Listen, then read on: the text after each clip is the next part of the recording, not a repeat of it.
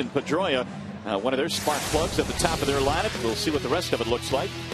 Pedroia to be followed by J.D. Drew. He is in right field. Kevin Youkilis at first. Jason Bay is the cleanup man at left. Mike Lowell is at third.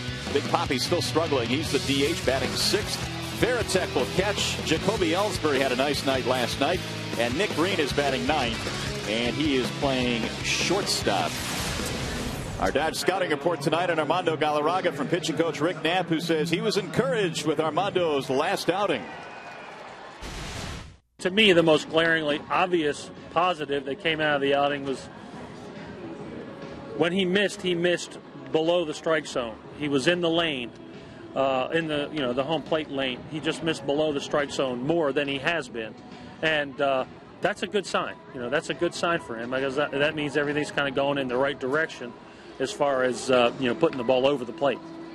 The one thing that he'll need to work on, Armando's given up quite a few home runs this year. As a matter of fact, his last 6 starts, he's given up a home run in each of those starts. And the reason for that is that two-seam fastball not sinking and the breaking balls are flat. So he needs to find that good arm slot, which will allow those pitches to move a little bit better and also some depth with that breaking ball.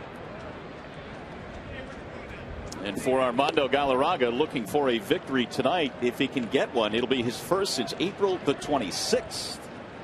So hopefully that'll be the case here tonight. Tough customer, though, in the Boston Red Sox, who won the opening game of the series last night. Now 30-22 coming into play tonight. The Tigers at 28-22. And we are ready for baseball as Dustin Pedroia stands in for the BOS Sox. Batting .325. Galarraga is ready. Here's the first pitch of the ball game. Strike one. It'll be Pedroia and then Drew and Youkilis for Boston here tonight. 61 degrees our game time temperature. A little bit chilly here tonight. Nice crisp evening. Little looper to center, and there's a base hit. So Pedroia starts it off with a single. Little man is amazing. Let's take a look at the defense behind Galarraga in the ball game. You've got Ordonez back in right field after a couple of days as a designated hitter. Granderson and Thomas round out the remainder of the outfield. You've got Inge, Everett, Polanco, Cabrera in the infield. We told you that Galarraga is towing the rubber tonight, and the very talented Gerald Laird is receiving the pitches from Galarraga. Of course, that defense always presented by your Chrysler and Jeep Superstores.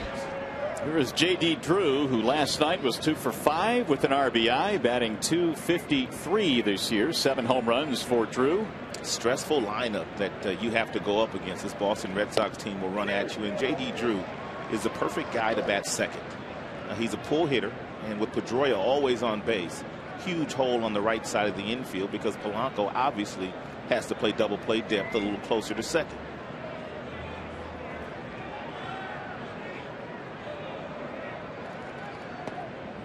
Galarraga missing low. 2 balls and 1 strike.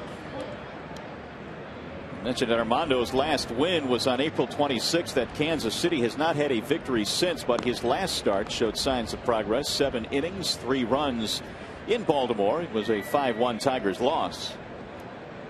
The Tigers had no offense, obviously, in that ball game. Here's the 2-1. That's on the ground, foul. One thing Dustin Pedroia does not do a lot of, and there are a whole lot of positives to his game. He can flat out play, but he doesn't steal a lot of bases. Does not have base stealer speed. He's got 8 this year, but he's been caught 4 times. Red Sox in the ballgame last night were able to take an early lead before the Tigers tied it up, and then Boston went on to win that ballgame last night. 3 balls, 2 strikes on J.D. Drew. Yeah, more than likely. 3-2 count, nobody out, and Pedroia will be on the move, trying to stay out of the double play. Kevin Youkilis waiting on deck.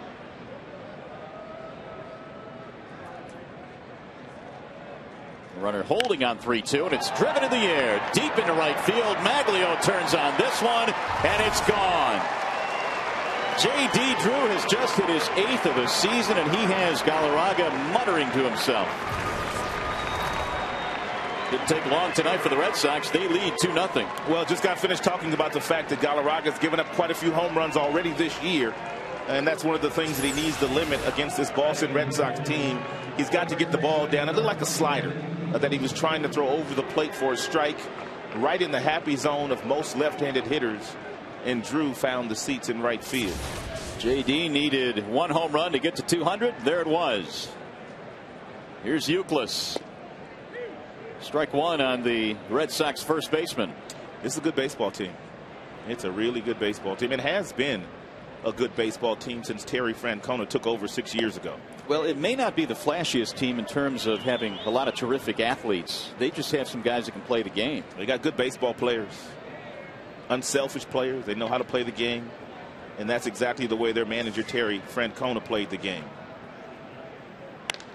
That's drilled in the air, center field, hit well. Granderson going back, has some room out there, and he'll go to the warning track to retire Euclid. It's all right if you get him to hit it out there, deepest part of the ballpark. One gone. That'll bring up Jason Bay.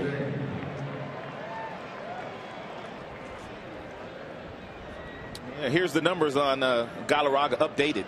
He's now given up 11 home runs in 54 innings. And the earned run average at 5.5.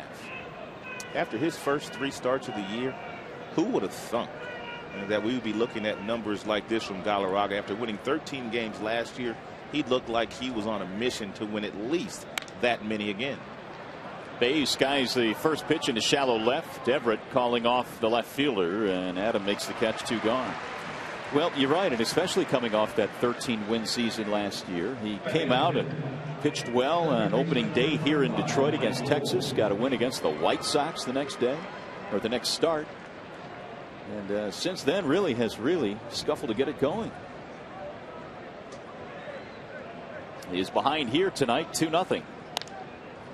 There's another ball put in the air, foul ground first base side. Cabrera has room to retire the side. Lowell is out, so the Red Sox, they score first tonight on a 2-run homer. 2-0 Boston.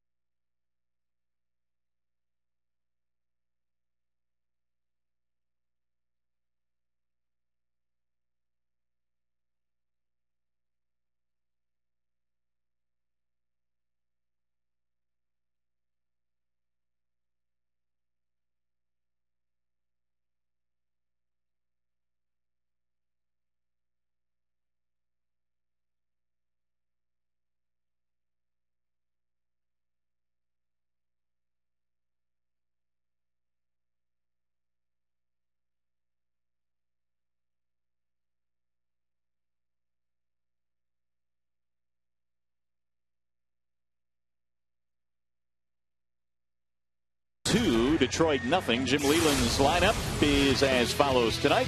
Clee Thomas out in left field leading it off. Then Polanco at second. Maglio is back in right field. Cabrera cleaning up. Curtis Granderson out in center field. Big night last night. Jeff Larish will DH. Brandon Inge, Gerald Laird, Adam Everett, your bottom 3. Bernstein Advantage brings you the scouting report on the Red Sox. Josh Beckett, get the Bernstein Advantage. We go to bat for you. Well, not a lot of an advantage today with the very talented Beckett on the mound. He is Beantown's ace. He has had 4 consecutive opening day starts for them, and in his last 22 innings, he's only given up 3 runs. And we talked about his start last time out 5 days ago. 1 earned run in Minnesota, where Minnesota plays outstanding baseball. And the 3, 4, 5 hitters tonight for the Tigers have had little success against Beckett. So the right-hander out of Spring, Texas, ready to go to work. Josh Beckett facing Cleet Thomas to lead it off for Detroit. And Cleet takes the first pitch in there for a strike 0-1. And Beckett's one of those guys that kind of starts out right around 88 and 89. But before it's all said and done, He'll be touching 96, 97 with his fastball. 12-game winner last year. He was on the DL a couple of times, limiting him to just 27 starts. The 1-1 pitch. Good breaking ball and cleats over the top, 1-2. He doesn't throw many changeups. Pretty much you're going to get a good firm fastball in the low to mid 90s and a really nice curveball anywhere from 72 to 76 miles an hour. Nice mile per hour differential with his two pitches, the fastball and the breaking ball. Swing and a miss. He threw that fastball right by him and had it placed beautifully. One gone. Let's take a look at the defense behind Josh Beckett in the ball game. You've got Bay, Ellsbury, Drew in the outfield, Lowell, Green, Pedroia, Euclid in the infield, and the captain behind the plate, Jason Varitek, who has 10 home runs already this year. Here's Placido Polanco, batting .255, had a hit in the ball game last night, was 1 for 4. Fastball in there for a strike, 0-1. Polanco this year hitting .307 at home, .255 as we mentioned overall. Not typical Polanco area in terms of the batting average. He's a guy that has been a career .306 hitter. Behind in the count, 0-2 on Beckett.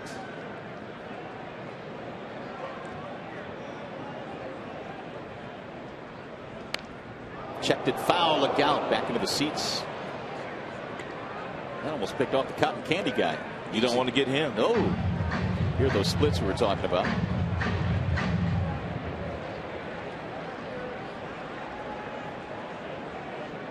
No balls, 2 strikes on Polanco.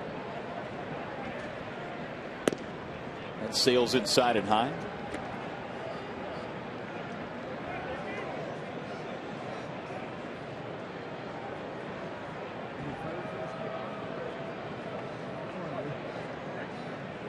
One out, nobody on for Detroit in the 1-2.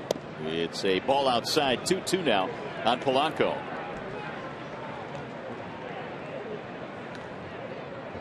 For the Tigers, they come in with a record of 28-22. And Detroit's still holding on to a 3.5 game lead in the Central. Here's Beckett's 2-2 pitch. The hook stays high and the count fills now at 3-2. And for the most part, Polanco, one of the tougher players in the American League, 2 strikeouts. Usually gets bat on the ball.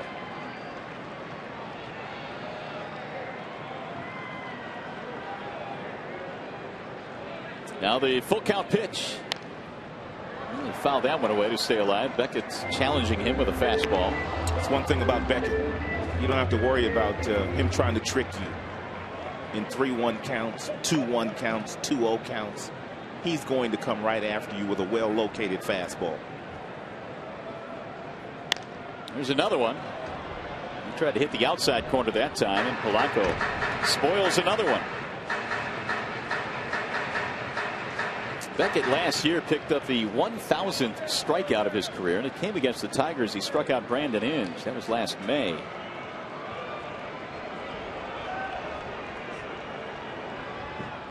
And there's ball 4, so Polanco works a walk. Tigers have their first base runner of the night. And now Maglio Ordonez.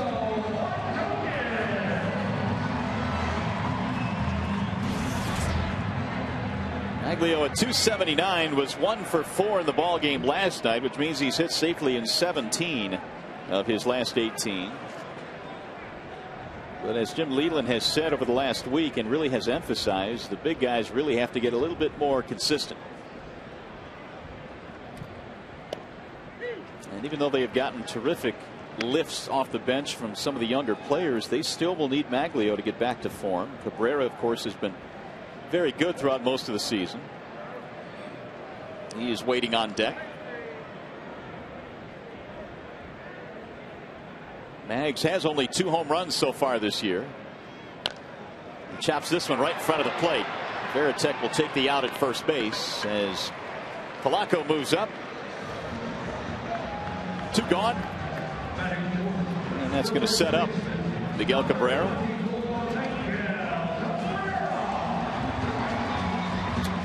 These two guys were teammates back in 2003 when they won a world championship for the Florida Marlins. Beckett, of course, was just a young pitcher at the time, and Cabrera also was just a young kid himself. But both played huge roles in the Florida Marlins' march to a world championship that season. Well, Beckett has become one of the really good clutch performers in postseason. That has been a big part of his value, aside from what he does in the regular season, piling up victories. Cabrera looks at a ball outside. I think Beckett benefited from Curt Schilling, who retired either this offseason or in spring training, but they sat side by side for a few years in a Boston uniform, and I'm sure some of what Schilling was doing rubbed off on Beckett. Preparation, mound presence, the ability to throw your fastball where you want to.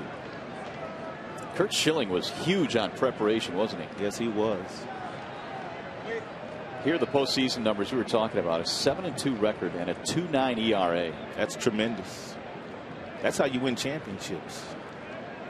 Pitching in pressure-packed games, Beckett has been outstanding.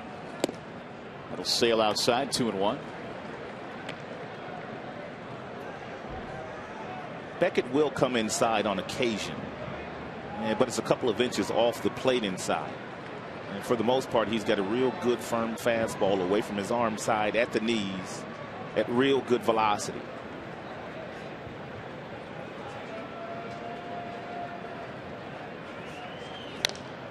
Little chopper hit back up the middle. Green, the shortstop, behind the bag. In time for the out. And the Tigers are done. No runs, a walk, one left, one in the books. 2-0 Boston.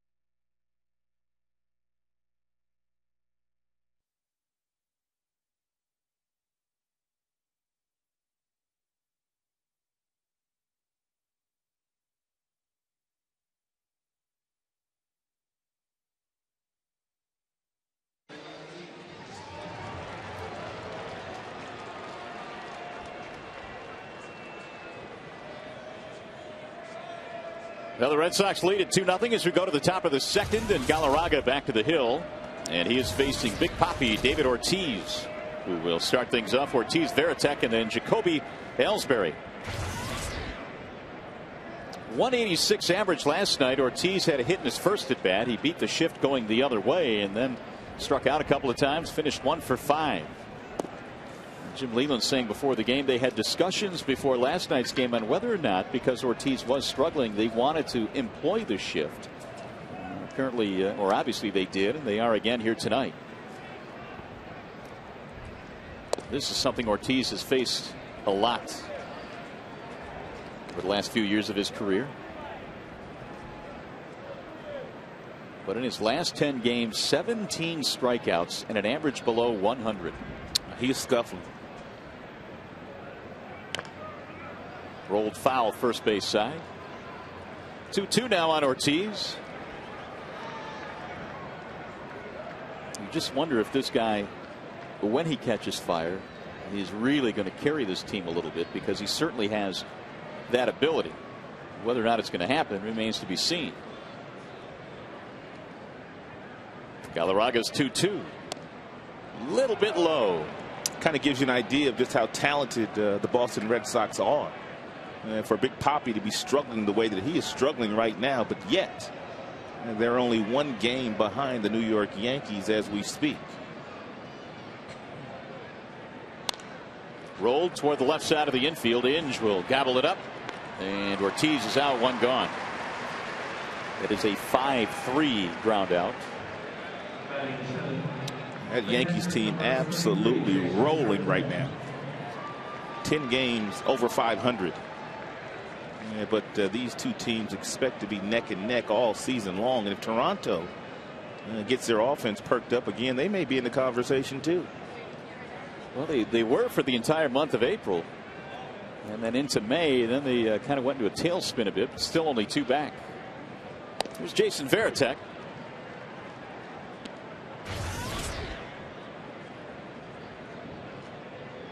A couple of hits in the ball game last night for Varitek, including a double.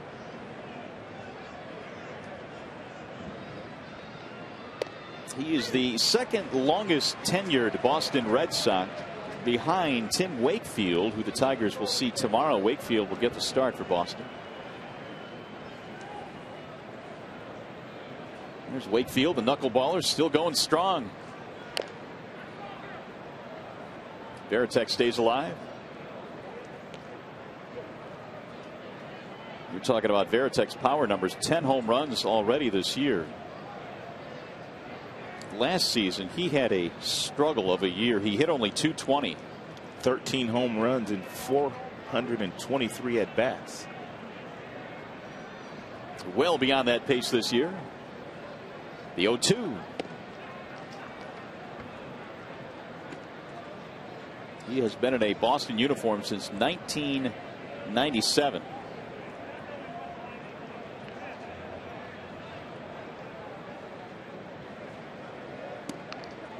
Missed it low.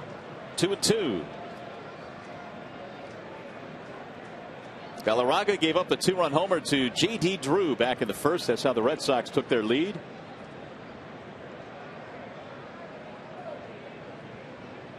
Two-two pitch. Got him. First strikeout of the ball game, and 2 gone here in the second.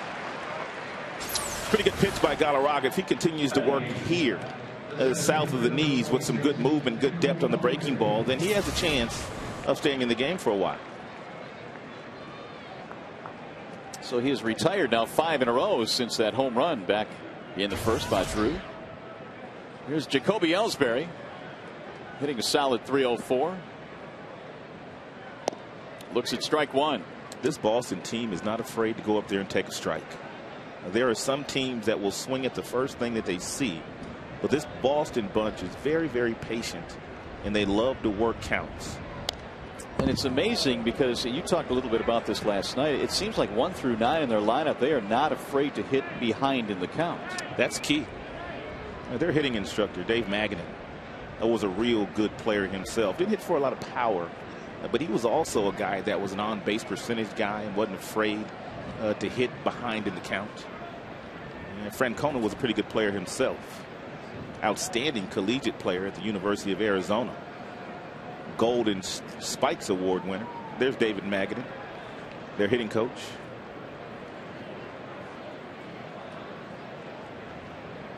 Well, Ellsbury's behind in the count here, 0-2.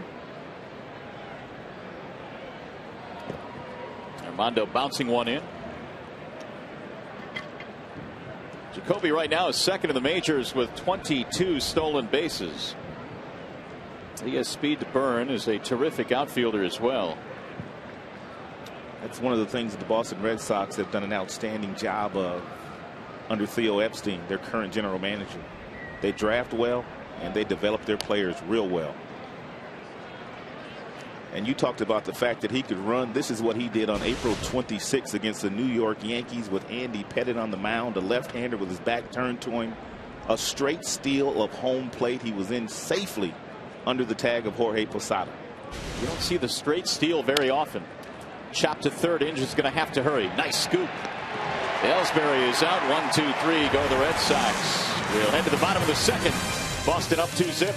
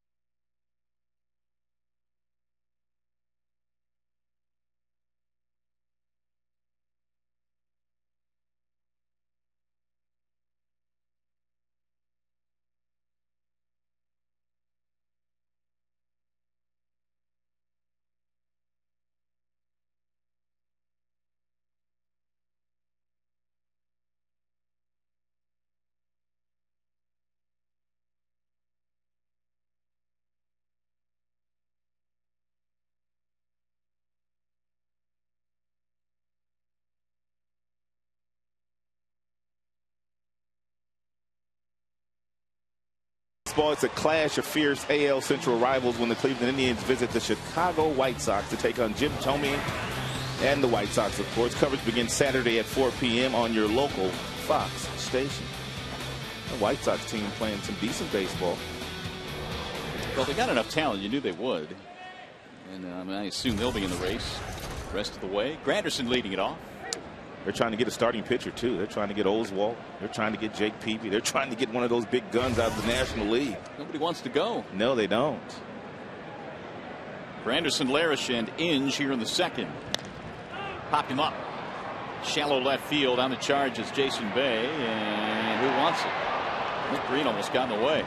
Yeah, that's how you play it. If you're Green, you go as hard as you can, as far as you can, until you hear and the outfielder call you off, and then you just simply peel out of the way. This is the way most infield instructors teach. Actually, Green could have made the call, but the outfielder has the authority on the play to call you off, which Bay did. Bay's a free agent after this year. He's trying to rack up his assist. Here is Larish. It never hurts to pad those stats when you're heading into that free agent season. They had a chance to sign him in spring training, and for whatever reason, they couldn't come together on the numbers. But whatever those numbers were, and they're going to be maybe twice as much when he does hit the market in the fall. Starting to look that way. 1-1 on Larish, who has drawn some tough duty in this series. He had to pinch hit against Papelbon last night in the 9th inning, and now he's got to do is face Beckett here tonight in Game 2 of the series. Now, he has the ability to run into one. He just needs to lay off that fastball that's a belt buckle or higher. Larish has a little difficulty with that pitch, but he can handle the pitches that are down in the strike zone. That's a wicked, wicked breaking ball right there. Unbelievably wicked pitch. Take a look at this. Yeesh. And as a result, he's down 1-2. Leland said before the game today the reason he pinch hit Larish last night was that he gave him a chance, as you said, to run into one, and one swing of the bat maybe tie it up. But Papelbon would have none of that. After he loaded the bases, he picked up 3 strikeouts. Grounded foul. Yeah, you wonder if Papelbon's available today. Threw 30+ pitches in that 9th inning last night. Do not know exactly what the cutoff is for Terry Francona, John Farrell, their pitching coach, but I have to believe that. And he's right on the cusp of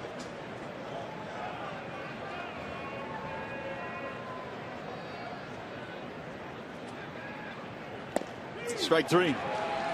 Got him looking. Little swing back action right there at 92. Second strikeout now for Beckett. Take a look at the movement on this fastball. It's one thing to throw that thing like Greg Maddux did at 86, 87.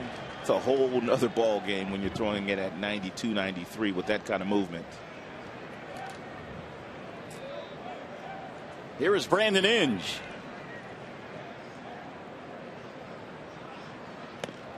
That breaking ball sails at his helmet. And Beckett struck out 8 Minnesota Twins last Thursday in Minnesota, which is tough to do because those guys don't swing and miss very often.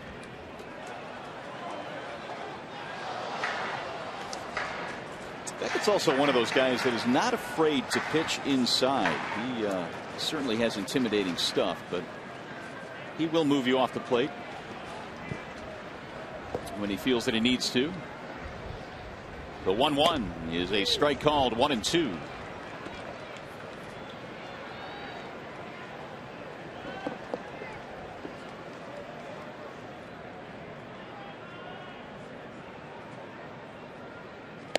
Got him. Strike 3 in the outside corner. Inge didn't like it. Third strikeout for Beckett. We played 2-0 Boston.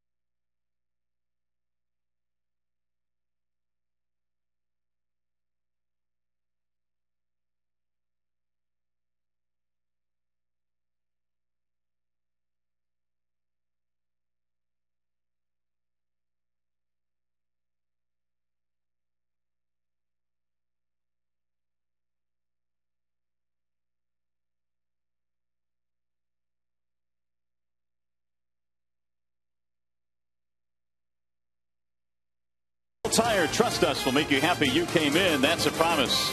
AT&T, your world delivered. And by Aflac, we've got you under our wing. Back here at Comerica Park in downtown Detroit. Special guest in the booth here today, Matthew Stafford, the #1 overall pick, the newest Detroit Lion. Matthew, welcome to town. We appreciate you taking time. Apparently, you travel your own football, huh? Yeah, I guess so, right? Well, welcome to Detroit. What are your thoughts? I know you haven't spent a whole lot of time here in the Motor City yet. What's your thoughts about being a brand new Detroit Lion? Well, I'm excited about it. It's been great so far. We're doing OTAs, just kind of practicing right now, and had a chance to get out and catch a baseball game, and had to do it. How are the OTAs going? Oh, they're going good. You know, I'm just trying to learn as much as I can right now at this point. Try to learn the playbook and have some fun. How much different is the playbook from professional football in college football? It's different. You know, the thing is in college you learn a system for 3 years. It's like a language, and you got to forget it and try to learn a new one pretty quick. But it's fun. You know, Coach Linehan's got a great offense in there, and I'm really excited about it. You know, I was kind of reading your bio, and you've pretty much played quarterback since you were a little bitty baby boy. And who was your favorite quarterback growing up? I was a big Elway fan. John Elway was probably my #1 favorite guy. We're looking at some of your numbers that you've put up over the course of your career. Now, the one thing I've got to tell you is that I'm not a real big fan about is the fact that you beat Michigan State. I'm a Spartan alum in the bowl game this past offseason. So give us a scouting report on the Spartans. How did they look to you? They were good. They really did battle. Yeah, we battled in the first half. We didn't play very good. Our defense kept us in it and came out in the second half and played some Georgia football. Had to take it to your boys. Yeah, and you got the MVP. Yeah, thanks a lot. I heard you talking to John Keating today on Tigers Live, and you're talking about working out with some of the Boston Red Sox. Where was that be? Is that API out in Arizona? Yeah, how'd that go for you? Yeah, it was great. You know, they were getting ready for spring training. I was getting ready for the combine, and it was a lot of fun. It was good to see him again tonight. I was out there with Pedroia, Youkilis, Jacoby Ellsbury, a bunch of guys. So it was fun to get to see him and really fun to work out with him, to tell you the truth. Speaking of Pedroia, he has just bounced out to Brandon Inge, 2 gone in the inning. We're talking with Matthew Stafford, the #1 overall pick. And with that, Matthew, comes a lot of pressure and a lot of expectations, especially here in Detroit. Tigers, or Lions fans, I should say, really haven't had a whole lot to cheer about. How do you view that pressure? And it seems like, from what I've seen of you, you're the kind of guy that can handle it. Yeah, you know, I feel like I'm a piece of the puzzle. You know, hopefully down the road or whenever it is, I get to start playing and helping these guys win. And football, the great thing about it is 11 guys on offense versus 11 on defense. Not one guy can do it, and I'm just going to try to bring the right attitude, learn as much as I can, and play hard. That's all you can do. Now, you are from Texas. You played high school football in Texas. One of my first jobs broadcasting was in West Texas, and I did some high school football there. It's huge in Texas, isn't it? Yeah, it really is. You know, a lot of the movies and TV shows pretty much do it justice. You know, it's the town shuts down, people go out and watch it, and it's a big deal.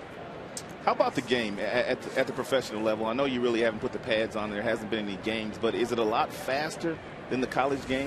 It is faster. The difference is everybody's fast. You know, there's some fast guys in college, some play receiver, corner, and now everybody's fast. The D tackles that are chasing after me are fast. So it's exciting. It's fun. I'm happy to be where I am, having a great time.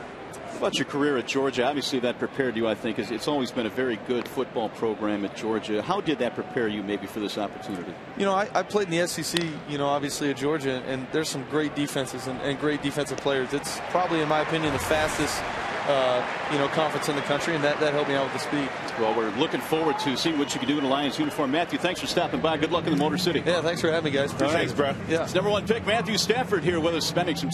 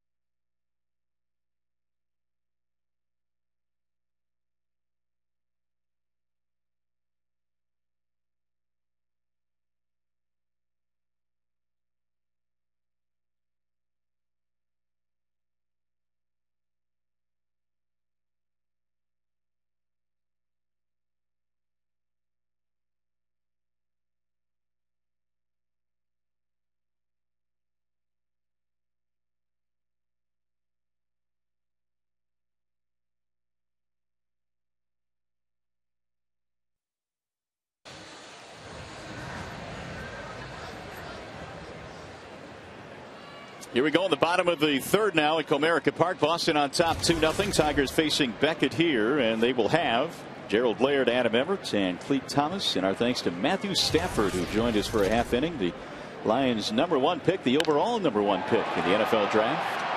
That's driven to center field. A lot of room out there, though. And it's caught by Jacoby Ellsbury, one gone.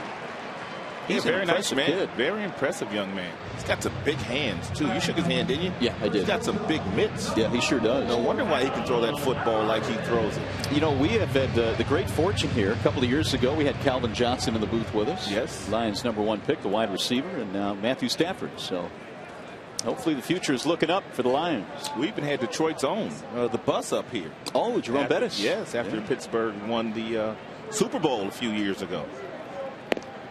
Here's Adam Everett. You're a star. They come to see you. They do. You know, they don't even have to pay to get in. You know, we just let them in. Looking forward to seeing him put the pads on, though. That is for sure. Everett getting his first at bat tonight.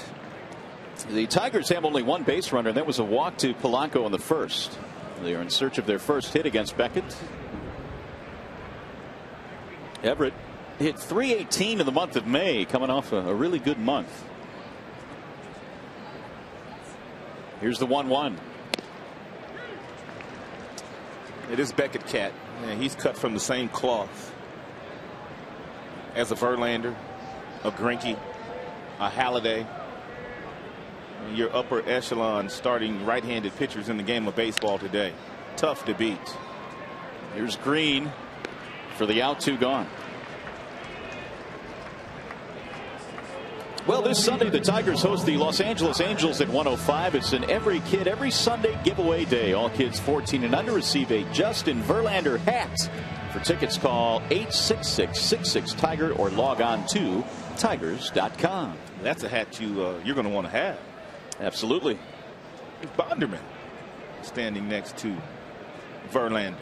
Another Bondo sighting. Who knows? He may be on his way back soon. He is currently working with Rick Knapp. They're doing a couple of bullpen sessions. They want to evaluate what they want to do next with Jeremy. Little tapper hit slowly towards second. It's going to be a quick inning for Beckett. 1, 2, 3 go the Tigers. 3 in the books. And it's still 2-0 Boston.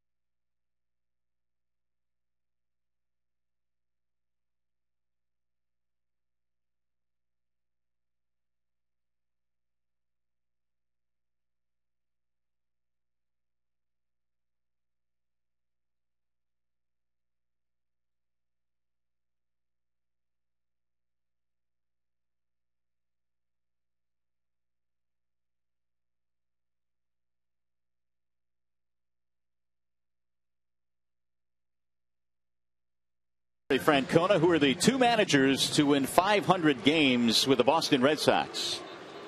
Good question tonight. Of course, Francona won number 500 last night. So that's your question. Good luck on that.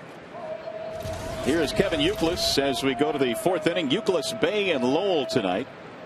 And the Red Sox enjoying a 2-0 lead. Galarraga seemingly has settled in nicely now. It's 9 straight after the 2-run homer by Drew back in the first.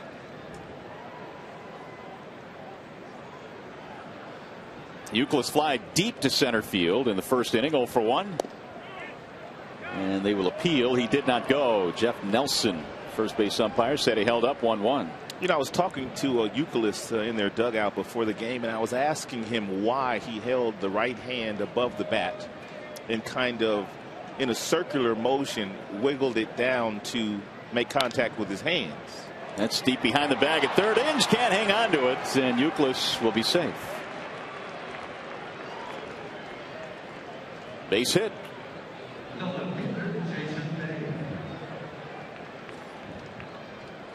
We've seen Brandon Inge make this play on several occasions in a Tigers uniform, but he gets over there and looked like the ball may have hit the bag, but it did hit him right in the glove, and he just wasn't able to corral it. Actually, it bounced right over the bag, hit him right in the glove, and fell at his feet, and too late for him to get Euclid at first base. Anyway, what'd Uke tell you? You know, he said there was really no rhyme or reason as to why he does what he does when standing in the batter's box with that right hand. He said actually he didn't even know he was doing it when he started doing it a couple of years ago, and the hitting coach Dave Magadan brought it to his attention, and it's worked, so he continues to do it. But it's so unique that you wonder how something like that gets started.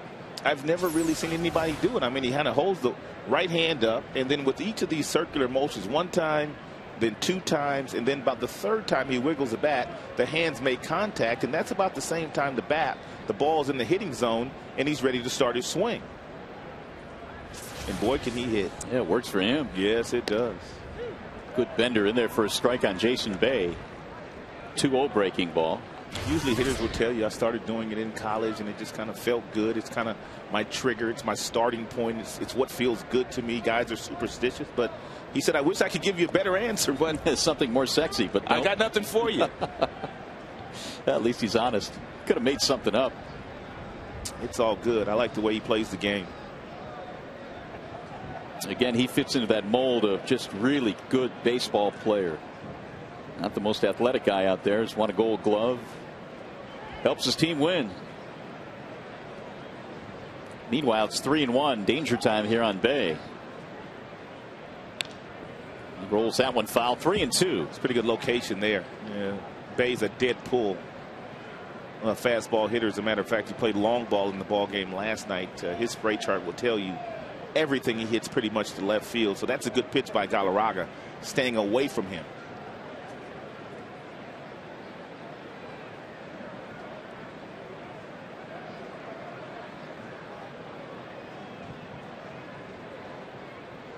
Runner goes, and it's ball 4 down low. So the Red Sox have something brewing now in the 4th inning. They will take their walks. They've got several guys with on base percentages well above 400.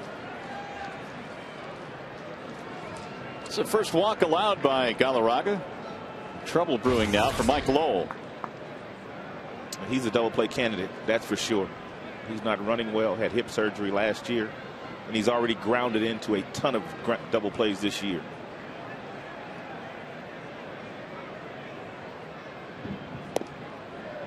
And Galarraga misses, which will prompt a visit from Laird. Leadoff infield hit by Euclid, so walk to Bay.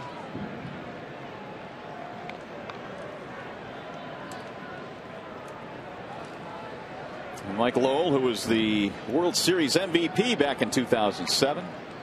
He had a great year. Tremendous year. He was just a throw-in a few years ago in that Josh Beckett deal. Sure was. And all he's done is field his position flawlessly. Yes, just a throw-in. And provide a lot of offense as well. Breaking ball pulled to third. Nice play by Inge. He'll go to third one, and he will get the double play. Wow. 14th time that he has grounded into one of those. Tremendous athletic play by Brandon Inge. Comes in, grabs this ball on one hop. He already knows what he wants to do. He made that play look a whole lot easier than what it was. Nice little short hop. Take a look at the short hop here, at how he has to adjust the glove up. The glove's down, feet are moving. Now you make the adjustment up with the glove. You can't do that when your feet are flat. He touches the base with his left foot. Then he looks up and sees that Lowell is only halfway down the line, so he's got plenty of time to finish the play.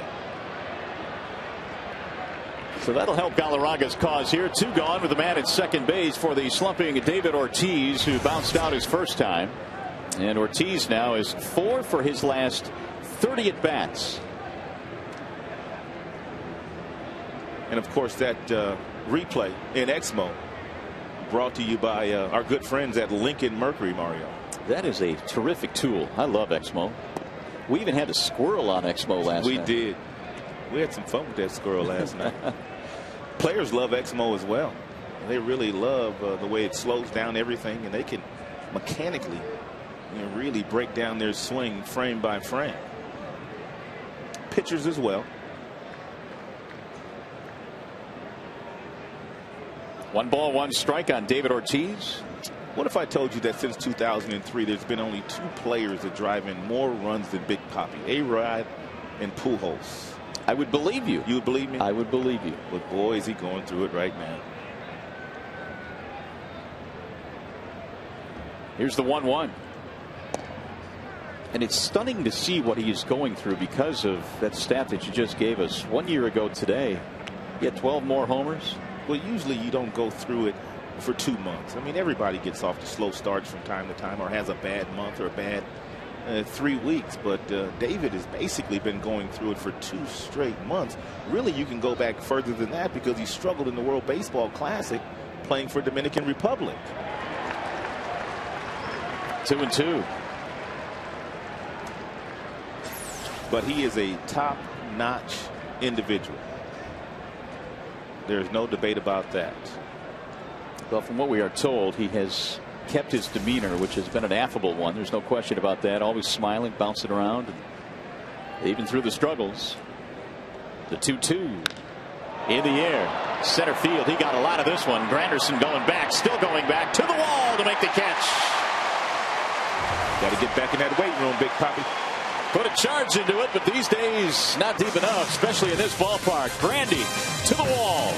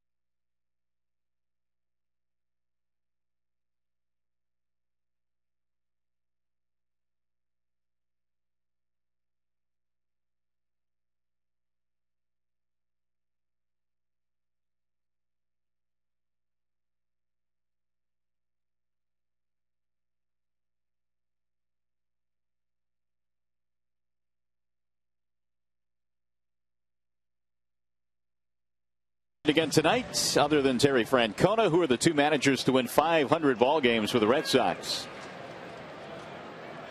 And they were Joe Cronin and Mike Higgins. Joe Cronin had over 1,000 victories for Boston. As Polanco slices one foul. If you're wondering, Cronin was in the 30s, mid-30s into the 40s, and Higgins in the 50s into the 60s. Little Boston Red Sox history quiz. Now, has he racked up that many wins in 5+ seasons as a Boston Red Sox manager? You're talking about Francona. Francona, yeah.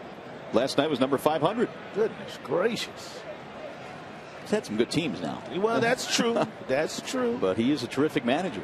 He's a player's manager. Well, I think it takes a special guy to be able to manage in that city as well, don't you think? And the personalities, because you're always going to be managing some different personalities. Guys making a lot of money, guys with huge egos, and for the most part, he keeps a lot of the stuff that we shouldn't hear in the clubhouse, which is what a good manager will do. The 0-2 lifted in the air, center field. Easy play for Ellsbury, one gone. Yeah, but you bring up a great point, because he had 4 years as a manager for the Philadelphia Phillies, and all 4 of those years he finished below 500. So it does matter at the kind of talent that you have and the payroll constraints that you're under. Well, the thing about Boston and managing there is everything is so compressed in that city. I mean, when you talk about even the clubhouse is small, and there's media crawling all over the place, and the ballpark obviously is one of those ballparks that just makes you feel like with the wall out there, everything's closing in on you. Always stressful to play there. It is a tremendous place to go and broadcast, with all the energy and just stuff going on outside the ballpark, and it's an amazing place.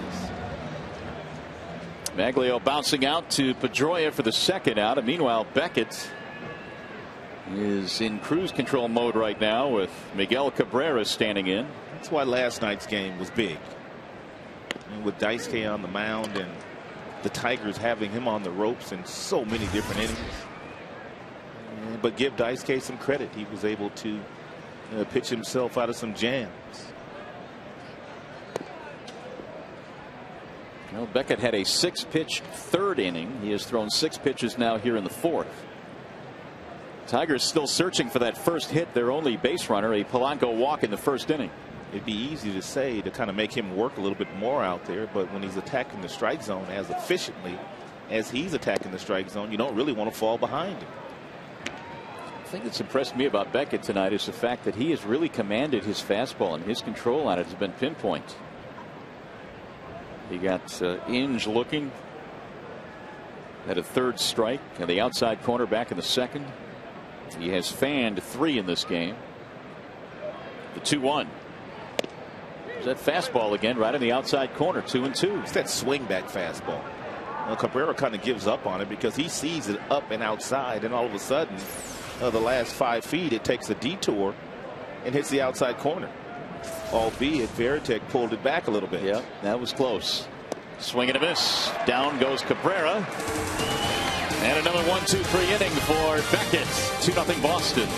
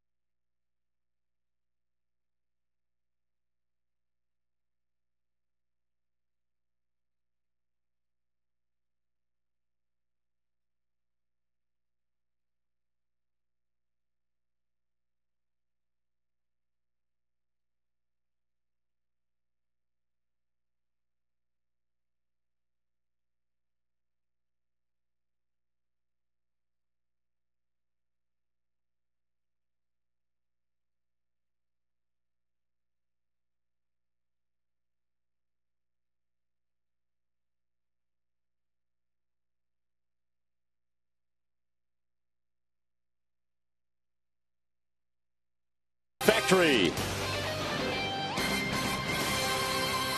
Back here at Comerica Park in the Motor City, Tigers are down by 2 in this ball game. The big reason, a big blast in the first inning by J.D. Drew. It was a 3-2 breaking ball, looked like right down in the happy zone of J.D. Drew, and he found the seats in right field. And since then, Galarraga has been outstanding. Well, he's really kept the Red Sox in check, and he's facing Jason Varitek here in the 5th. Boston on top 2-0.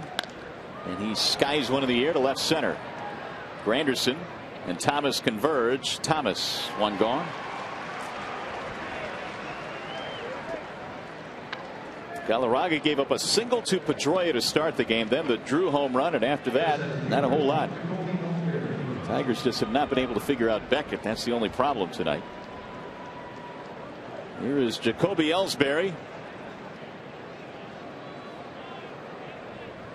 Ellsbury bounced out back in the 2nd, and he shows bunt.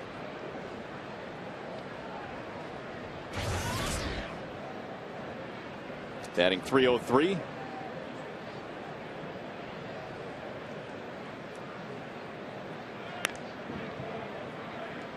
Oh, 0-2.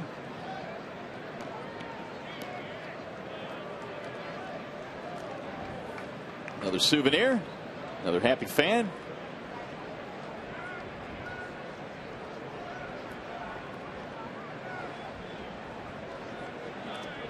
Here's the 0-2 pitch. A little bit outside. Ellsbury was the #1 pick of the Red Sox in 2005. He played his college ball at Oregon State. In fact, led them to their first College World Series berth since 1952. Right back up the middle. It hit Galarraga. He can't find it. And it'll be an infield hit for Ellsbury. Boy, is he okay? Here comes Kevin Rand, the head athletic trainer. Come out and take a look at him along with the skipper.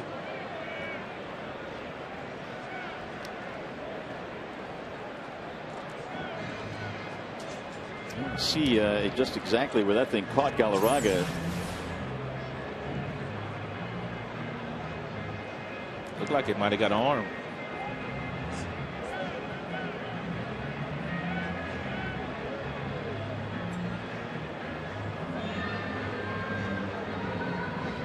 Even if Armando was able to locate that ball, it was going to be tough for him to get Ellsbury. I don't think he had a chance. And it looks like they'll give him a couple of warm-up pitches to make sure he can continue. Should be okay. A good indication is the skipper's walking back to the dugout.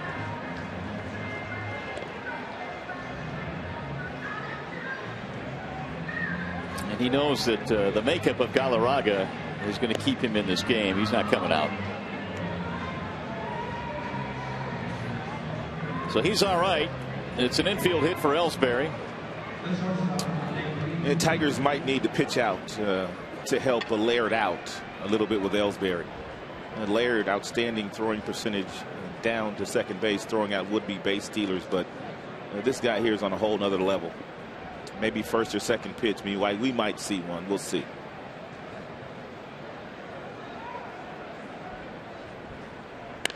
Driven down the left field line. It'll go foul. I don't think Green has seen a pitch that he didn't like in this series. The scouting report is true on him. He swings 50% of the time. Every other pitch he's hacking.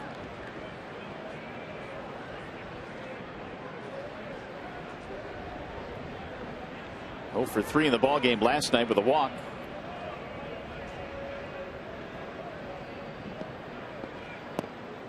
That's low. 1 ball, 1 strike. Green has big league time at short, second, and third. He's played with several different organizations.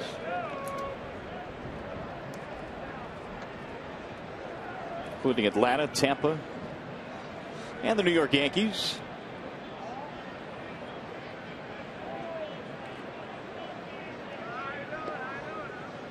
Ellsbury with 22 steals, trails only Carl Crawford of Tampa. He stole one last night. He wasn't even close.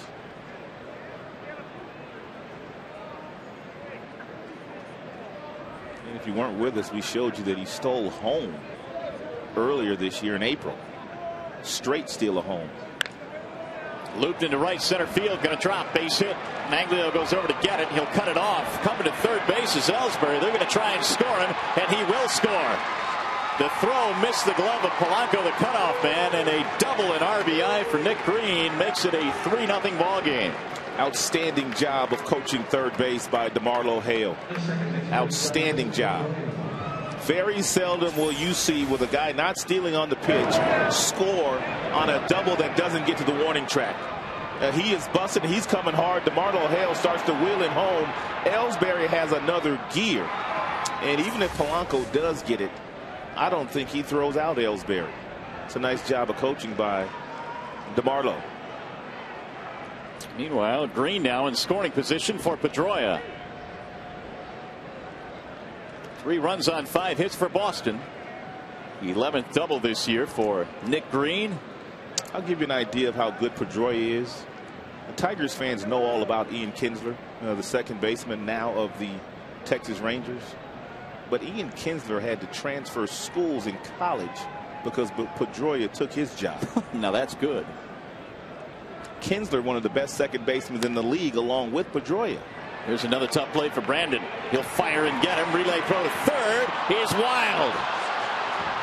And getting tangled up with Galarraga is the base runner. Throw to the plate. They got him. Nope, he's going to be safe. He got tangled up. And Galarraga's going to argue about this, but they're going to give him home plate. I think that's the right call. Yep, he's going to be safe. Yeah, that's the correct call. I think Jim Leland knows this. Obstruction. It was no intent by Galarraga, but real good base running by Green. And we've seen base runners run into the defensive players just because. Real nice throw. Green comes to third. Bad throw. All of a sudden, Galarraga's standing there, and he runs right into him. And he really did that on purpose as far as I'm concerned. When we get another look at it, he put his head down, and he ran straight toward Galarraga. Watch him right here. Gets up, sees Galarraga in the way, head down right in front of him. But he still got the call.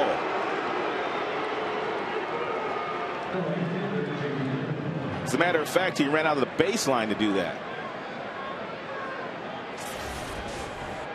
So the Red Sox had another run, and they are up 4-0 now. You really don't, or haven't seen Cabrera make that kind of a throw. He's been pretty accurate with his throws. That's into center field, and that is going to be that. But 2 more runs in for the Red Sox, and they now lead it 4-0. You're watching Tigers baseball on Fox Sports Detroit, presented by Bell Tire.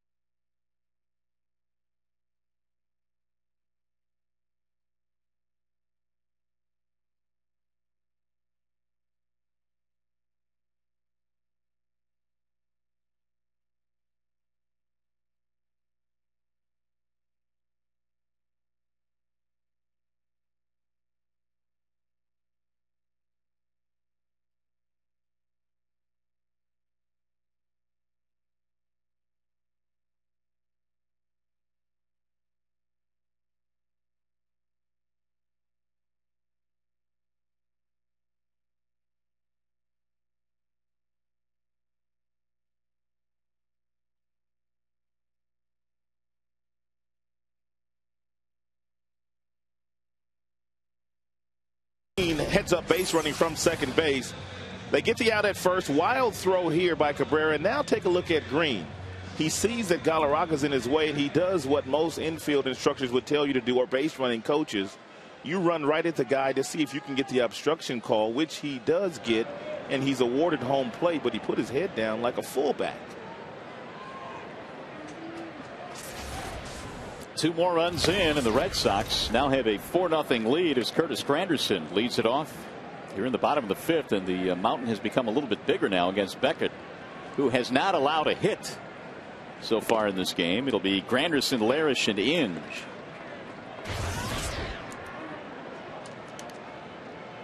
Curtis flied to left field back in the second, 0 for 1. He's ahead of the count, 2-0.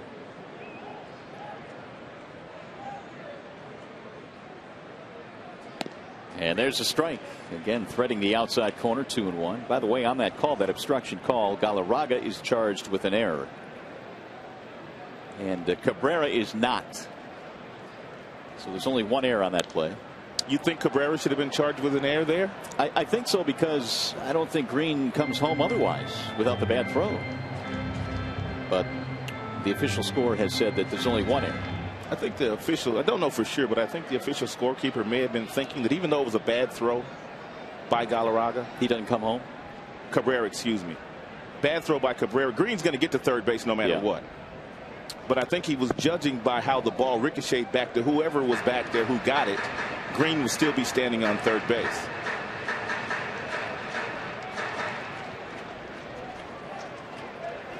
Well, as it stands, only 1 error on that play. You're not buying that?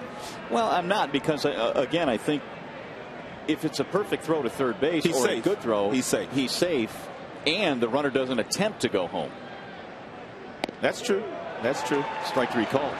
That much is true. I think the only reason he started to come home was he saw the ball get by the third baseman. True.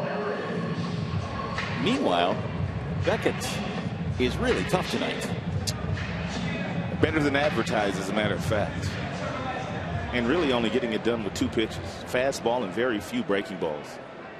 And the majority of his pitches today have been a variety of different fastballs moving all over the strike zone with pinpoint control. It's 12 in a row retired by Beckett. And strike 1 on Larish. Jeff struck out back in the second.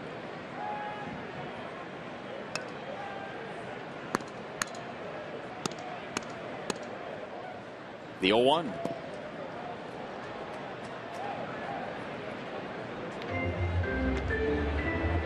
Beckett was the top high school prospect in the country when the Marlins selected him in the first round back in 1999. He was a can't miss star and has come through on that promise. High fly ball toward left field. Coming toward the line is Bay. He'll get there. 2 gone.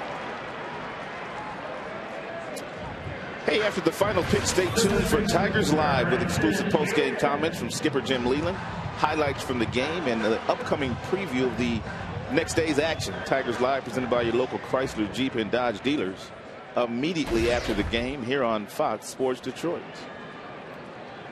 So 2 gone, and here comes Brandon Inge.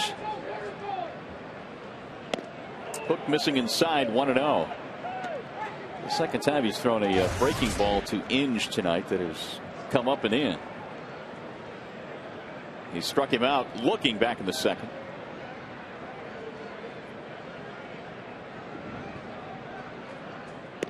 Another bender that misses high. Apparently that is the scouting report on Brandon, and we've talked about it several nights up here in the telecast. He gets a lot of breaking balls from the opposing pitchers.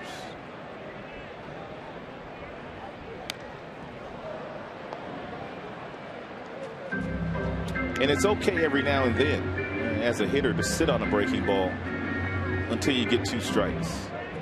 If you know you're going to get one, you can sit on one. But once you get 2 strikes on you, you no longer can do that. You simply have to look for the baseball and make the necessary adjustments.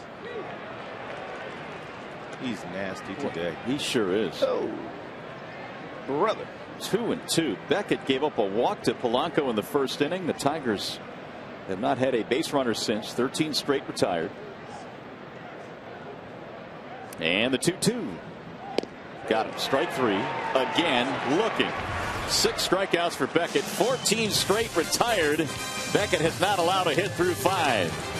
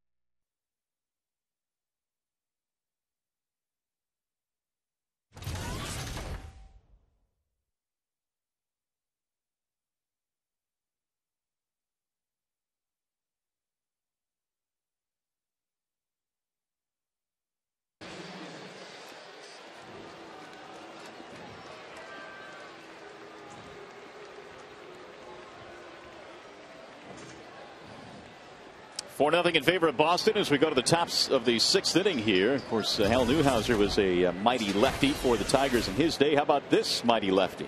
Randy Johnson is trying to become the 24th major league pitcher to win his 300th game tonight in Washington. And partner, I do not know if we're going to see another pitcher get to 300 wins in our lifetime. Not real soon, that's for sure. I know Jamie Moyer. He got his 250th win just the other day, and he's the closest one to getting to 300.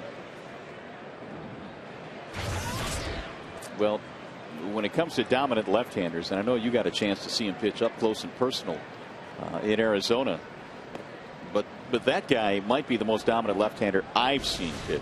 I watched him for 5 straight seasons, at least 30 starts, so that's 120 according to my math. And he was just an unbelievable pitcher. I watched him win 4 Cy Youngs, and he was dominant. I mean, simply dominant with that fastball that reached 100 miles an hour, that back foot slider. As he has gotten older, he's come up with a couple of other trick pitches, a forkball, and a few more changeups. But when he was throwing that power fastball, he was unbelievable.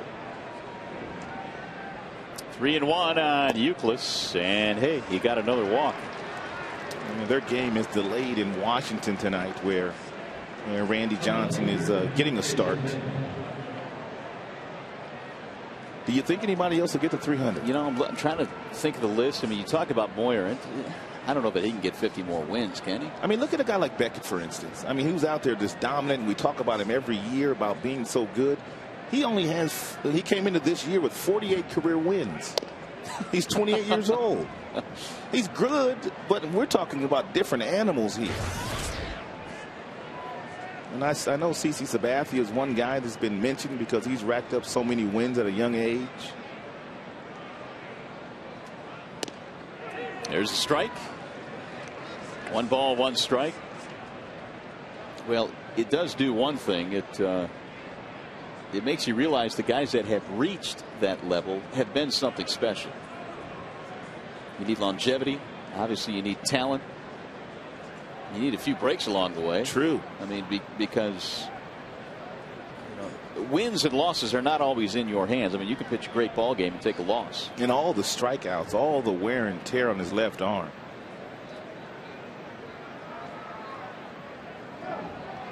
Runner going. Here comes the throw. It's high and not in time. And Euclid has his second steal of the year. Well, that's a good call by Terry Francona. Apparently, he felt like Galarraga had forgotten about Euclid, who is not the fleetest of foot, but he got a really good jump. All of a sudden, if you're layered, you're rushing now, and your arm lags because you don't quite turn that front shoulder as efficiently as you should towards your target, and that's why the ball was high down at second base.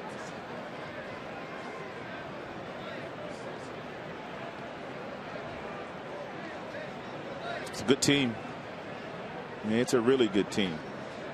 You've got a lot of parts that seem to work in unison.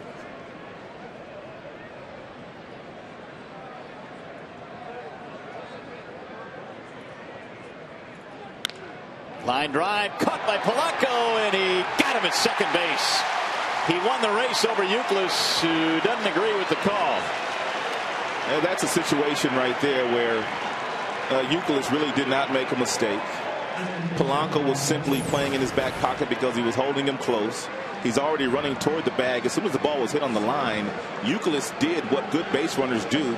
He was headed back toward the bag, but Polanco beat him there, or it's a tie. But I guess there's no ties in baseball. No. But from a base running standpoint, Euclid did all he could do. But the momentum of Polanco already carrying him toward the bag, that and the fact that he was real close to the bag, allowed him to get the out here. He couldn't get any closer than this. Whoa, that was close. Whose big toe got it first? Yeah, Euclid, come on. There was no way he beat me back.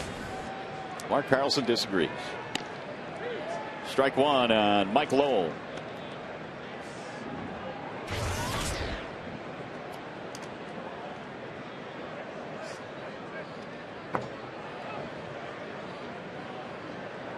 Galarraga has surrendered 2 runs in the first, 2 in the 5th inning.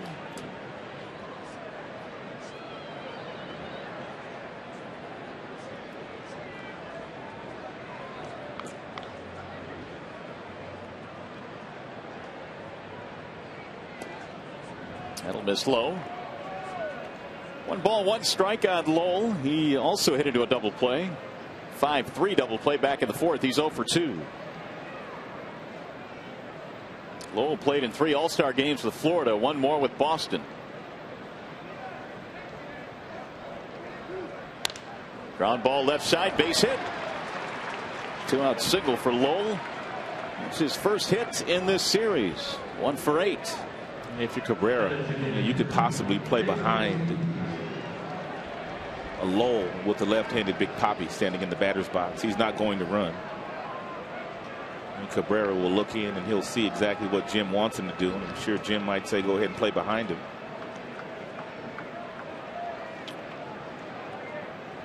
But not yet.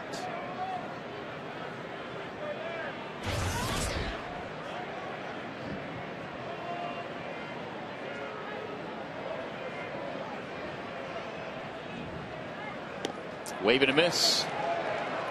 Big Papi hit a ball his last time up that's probably a home run in just about every other yard in the American League. But Granderson ran it down at the 420 sign in center field. Left center field, that is.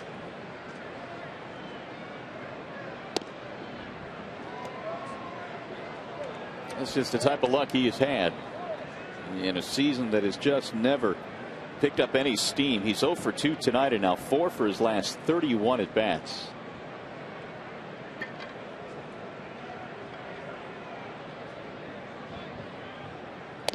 And we've talked about how much of a clutch player he has been in his career. David Ortiz has 19 walk-off hits in his career. 16 have come in the regular season, 3 in the postseason. And he was making a habit of it a few years ago. The 1-2 pulled, and Polanco had it played nicely in the grass. So the shift work that time. They'll leave a man. We'll go to the bottom of the 6th. Laird, Everett, Thomas coming up.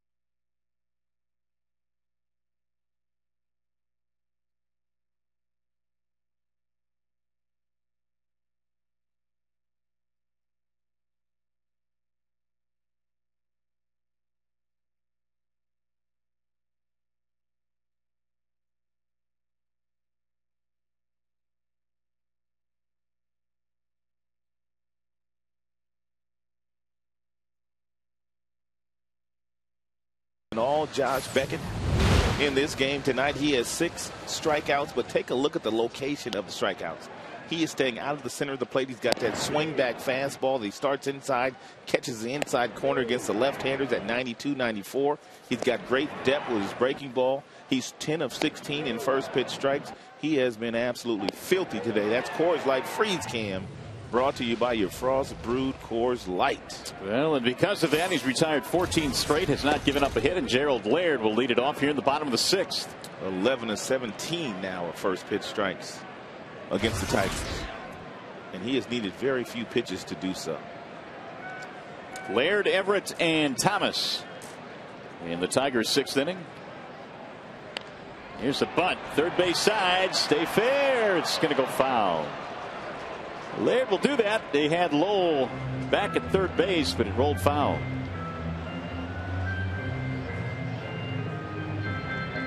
Tigers down by 4. Lost the first game of the series last night. They'll play the finale tomorrow. And it's going to be Willis and Wakefield at the 105 tilt.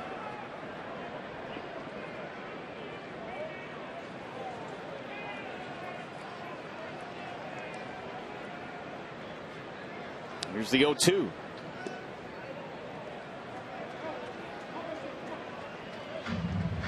Beckett walked Polanco in the first. That's it. Picked up 1 strikeout in the first, 2 in the second, 1 in the 4th, and 2 more in the 5th.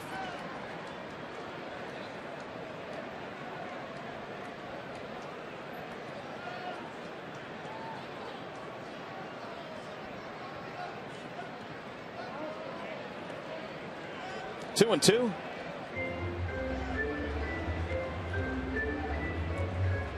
Beckett certainly came in pitching some of his best baseball. Was 3-0 with a 2.28 ERA in each of his last, or in his last 5 starts. He's faced the Tigers before tonight just twice in his career, but he's manhandled them so far this evening.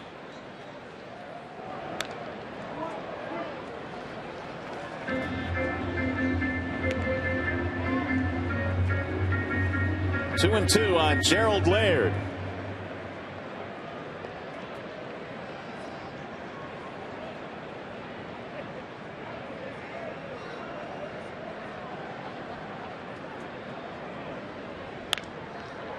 Little looper to right. It's going to slice foul.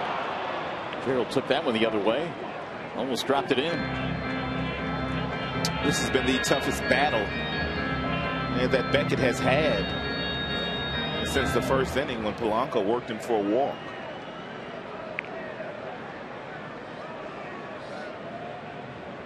If you want to call it a battle. This qualifies as a battle. The way the rest of the night has gone. Battle over. Another breaking ball for strike 3. When you throw the fastball at 96 and you're locating it where he's locating his fastball, and then you come back from the same arm slot with the same arm speed and you throw a breaking ball and you drop it in there like this, it's going to be a long night for the Tigers hitter. He kind of just flips that thing off his fingertips. Nice.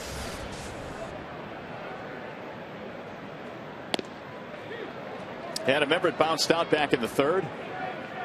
7 strikeouts for the right-hander Beckett.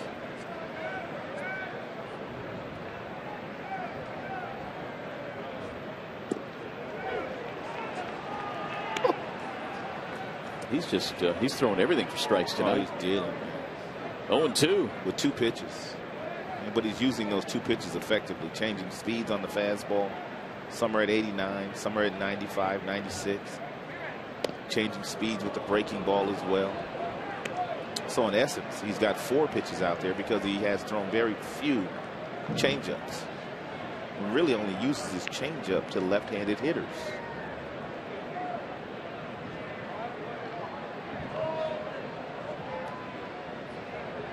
Taking too long now, and Everett steps out on it. And just to give you an idea of how good he is today, 5 of his 7 strikeouts, the Tigers hitters have not swung at. They've been looking. It'll be an easy play for the shortstop Green. 5 of 7. 2 gone. Hey, party suites for select Tigers home games in June and July are on sale now and include a $300 food credit. Tickets start as low as $85 per person, minimum of 20 people. For tickets, call 313-471-BALL or log on online at tigers.com for more info. That's a nice place to watch a game. Great seat, food. Don't have to worry about the sun on your neck giving you a sunburn. Got a restroom right there. Oh, those are always big. What more do you want? Yeah, that's always big. Clay Thomas 0 for 2, strikeout, ground out.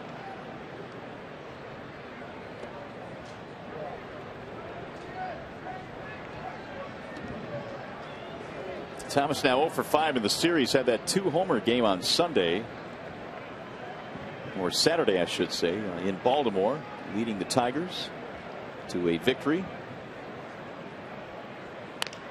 Pulled on the ground to the right side, scooped up there by Euclid, and the pitcher covers for the out. Again, a 1-2-3 inning. 17 straight set down by Beckett. Still no hits for the Tigers.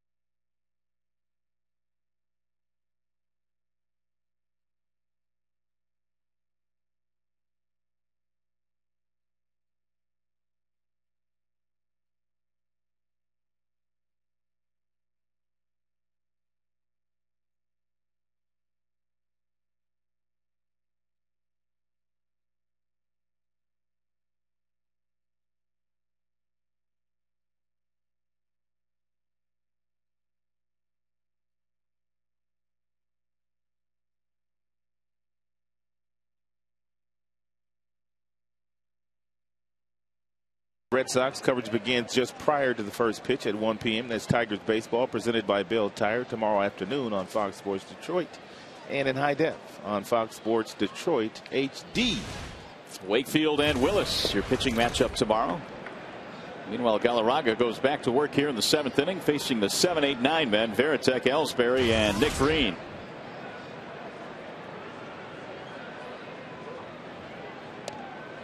For those of you that do not know what that C stands for on Jason Varitek's jersey, he is the captain, but this is Hockey Town, so most people would know what that's for, huh, partner? I would hope so. But you don't see it. You don't. I mean, is he the only one that wears the C on his jersey in the big leagues? I think so. Can't think of another one. There are other captains on other teams, but he is the only one that wears the C. Stevie Y wore the C, swing and a miss. I think you're right. I don't think anybody else wears it. There it is. I know Jeter is the captain of the Yankees, but he does not wear one. I believe Mike Sweeney may have wore one before he left the Kansas City Royals. You know what? I think you're right. Maybe he did.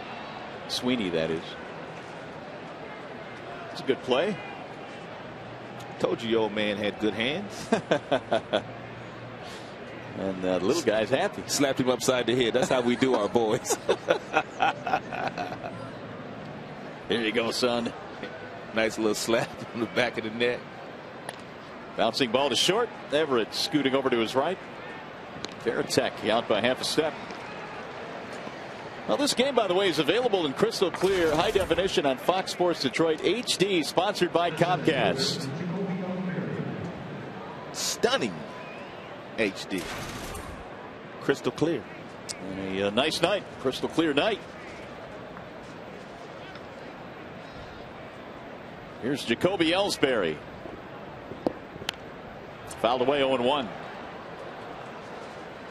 Ellsbury is a Native American of Navajo descent. He is the first player of Navajo descent to play in the big leagues. This kid has a ton of talent.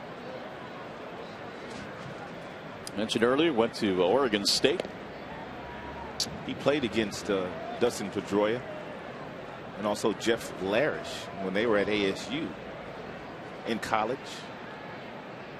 All three had outstanding collegiate careers. On the ground to the right side for Polanco. 2 gone. Well, Galarraga tonight has been certainly overshadowed by Beckett, but aside from that 2-run homer in the first and a wacky play in the 5th, he's been pretty good this evening. That much is true.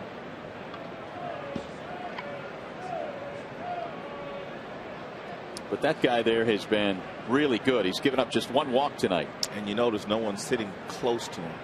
No one's talking to him, and no one's even close to him. He's getting a cold shoulder right now.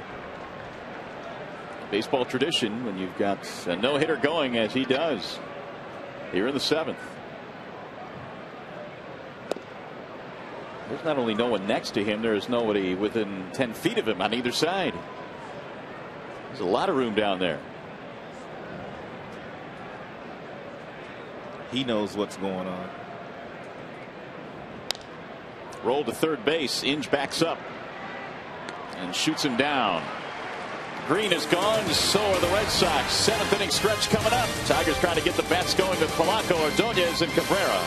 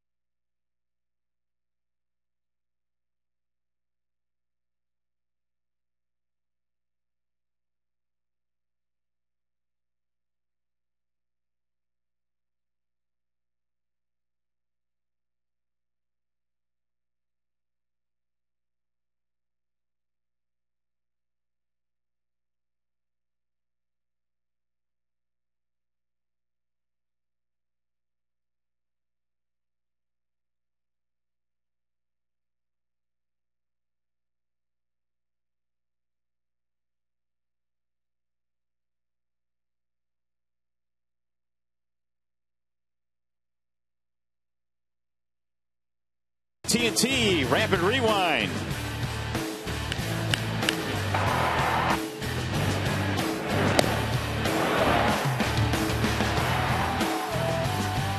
AT&T, the nation's fastest 3G network. AT&T, your world delivered. Tigers trying to deliver here in the 7th inning. They need a hit. They do not have a hit through the first 6 innings, and it'll be Polanco, Ordonez, and Cabrera, the meat of their lineup. Galarraga has thrown a nice ball game tonight, but the Tigers are down 4-0. A 1-0 pitch. Lifted in the air. Jammed him that time, and that's going to be an easy fly ball to Jason Bay. 1 gone. And Beckett's been pounding that strike zone. That is for sure.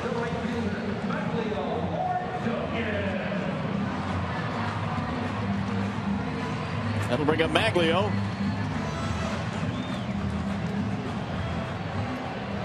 Ordonez with a couple of ground balls. See if he can take one to right field here and get the Tigers' first hit. I hear you calling it. Breaking ball, strike 1. I hear you. You're actually a whole lot better at that, so maybe we should have you call it. Did you call Polanco's hit when? Yeah, Burley. Burley, that's right. I sure Chicago. did. That was the 7th inning. 1 ball, 1 strike. Come on, Maglio, right here. Beckett has retired 18 straight. Here's the 1-1. You were talking about Beckett being a former #1 draft choice. He actually was with the Florida Marlins when David Dabrowski and Al Avila were running that organization. They drafted Beckett. And that's one of the things that Dabrowski and Avila have always liked. They have always liked power arms. And Beckett most definitely will fall into that category here. He just missed there. 2-2. There's the Tigers' brain trust. John Westhoff in the middle. Yeah. Al Avila on the left. Dave Dombrowski on the right. All they could do is watch today. Way outside. And the count fills now 3-2.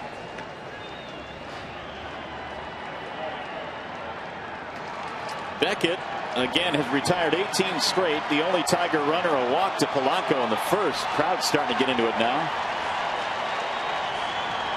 Trying to help out Maglio here. 3-2 pitch on the way. Inside, he lost it. Ball 4. So the Tigers get their second base runner.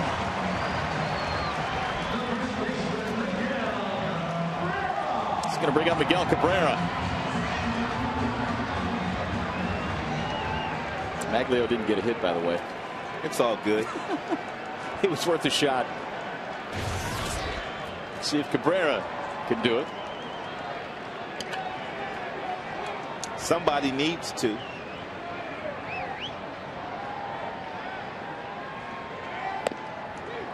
Strike 1. That pitch is unbelievable. How you started off the plate and you got that kind of late life by the way that you're gripping the baseball with your pressure points that gives you that run back action on the outside part of the plate.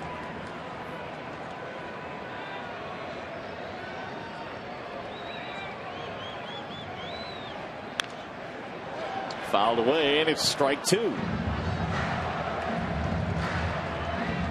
Cabrera tonight's strikeout, ground out. What's Beckett done per inning here? Most he's thrown in a single frame, 19. That was the first inning. A 6-pitch third, a 9-pitch fourth. 0-2 on Miguel Cabrera. Maglio at first with a walk.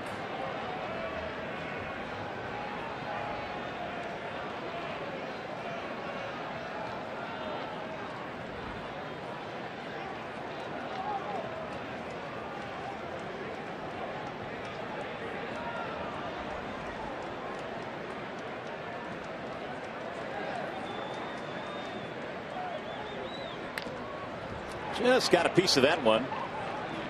As Cabrera stays alive. Beckett got the Tigers 1, 2, 3 in every inning from the 2nd through the 6th. He came in at 5-2 with a 4.6 ERA.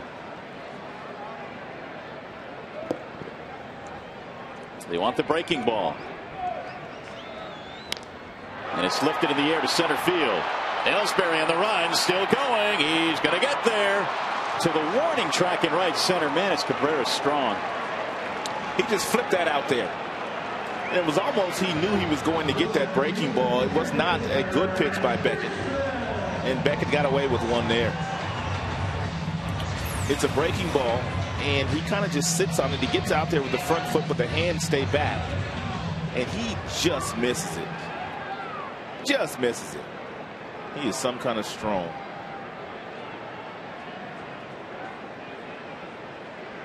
And Ellsbury has some kind of speed in center field. So here is Granderson. Curtis tonight 0 for 2, strikeout, flyout. This is the part of a game in which a guy has a no-hitter that the official score is just hoping make everything a clean play. Don't make anything close or controversial. Grandy trying to bust it up here. Has a 6-game hitting streak. And he's ahead 1-0.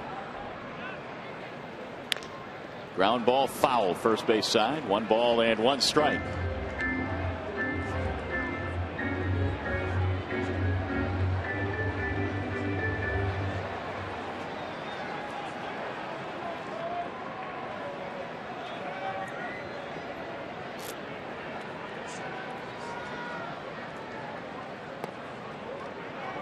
Two and 1.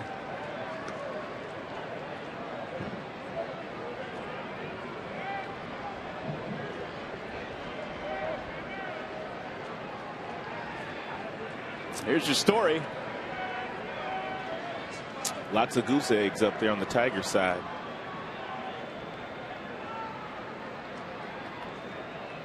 Now the 2-1 pitch. Line drive, base hit, right field. Oh, the jinx worked.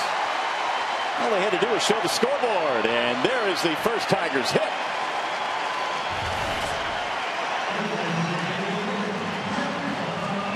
Beckett's going to get himself a nice round of applause, even for the Tigers fans. Or they're clapping for the single by Granderson, one of the two. It's a clean single. And one of those little swing back fastballs that got too much plate. Granderson ripped it. Solid single in the right field. Well, now that that's out of the way, one swing of the bat gets the Tigers right back in this game. And for as dominant as Beckett has been, this has remained a close game. But Grandy takes care of the no-hitter. 2 on now with 2 outs, and here's Larish.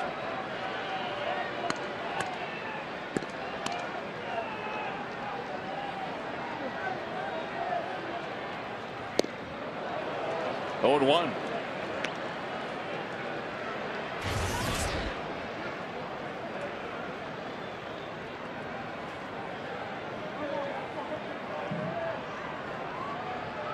Jeff tonight 0 for 2. One of the 7 strikeouts that Beckett has piled up tonight.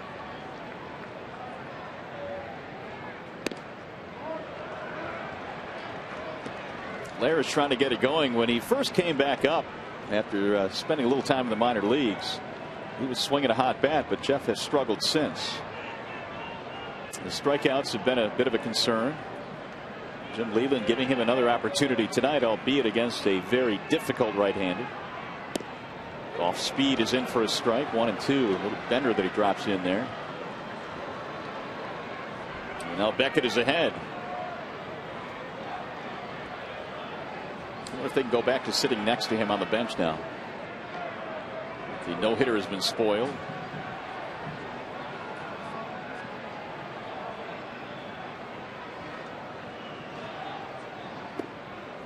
Larish takes 2 and 2 the count.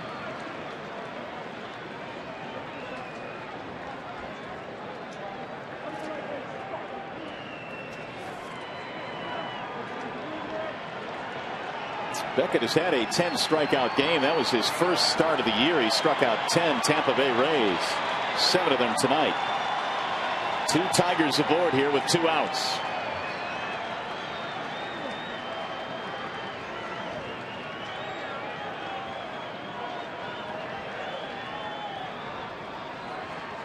Swing and a miss. Larish goes down, and there is strikeout number 8 for Beckett. Tigers strand 2. No hitter is gone. You're watching Tigers baseball on Fox Sports Detroit, presented by Bell Tire.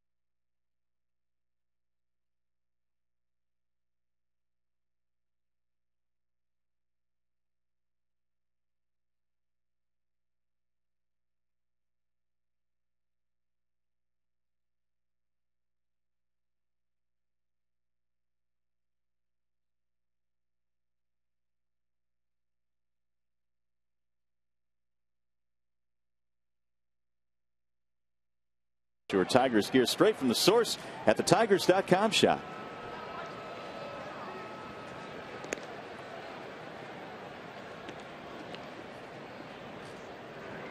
Well, Galarraga is out of the game, and here are his final numbers. Well, he continues to pitch well enough to win, I should say. Yeah, but his last couple of times he's gone out there, he's gotten very little run support. He's given up 3 earned runs today, 4 runs total. 98 total pitches. Yeah, the big blow came back in the first inning. The second hitter of the game, J.D. Drew, took him deep. And Zach Miner is on now in our wall side windows pitching change. The 12th time now that Zach has been in the ball game. Has a good record, 3-1, and respectable earned run average. He's pitched 29 2/3 innings for Jim Leyland. He'll take over for Galarraga here in the 8th. He's got the leadoff man, Dustin Pedroia, in a 4-0 game. Tigers finally got a hit in the bottom of the 7th with 2 outs to take care of that no-hit bid by Josh Beckett. And Dustin Pedroia takes a huge swing, but he also has the uncanny ability to make contact most of the time.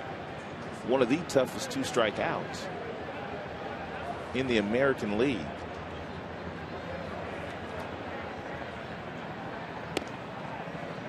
He doesn't strike out very often, every 16.5 plate appearances, which is the 2nd hardest player to fan in the American League. I think Callaspo is first of Kansas City on that list. Yeah.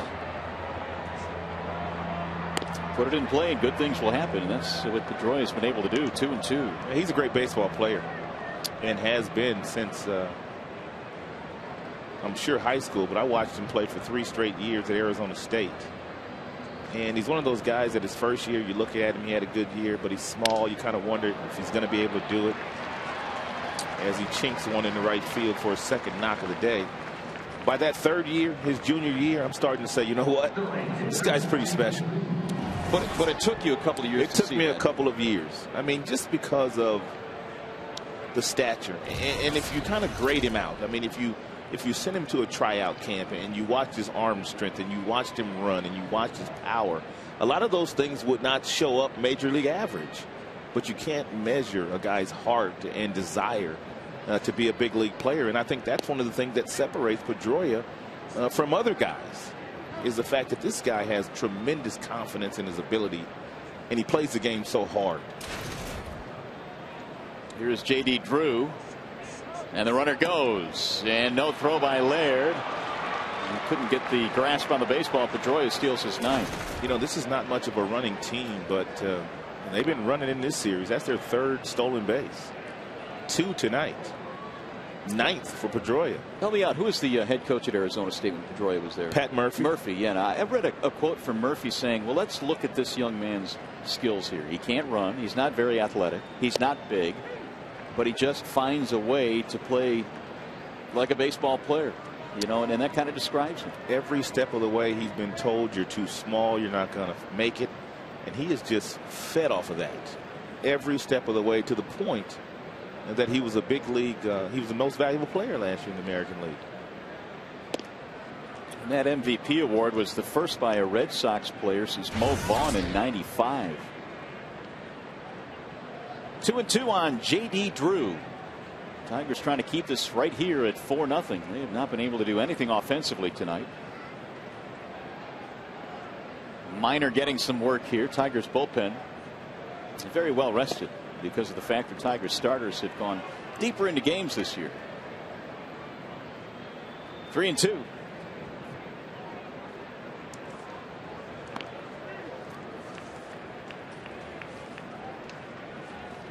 Drew had a 2-run homer back in the first. He got them off and running. And he fouls one off. Euclid swiped a bag in the 6th. Pedroia has stolen a bag here in the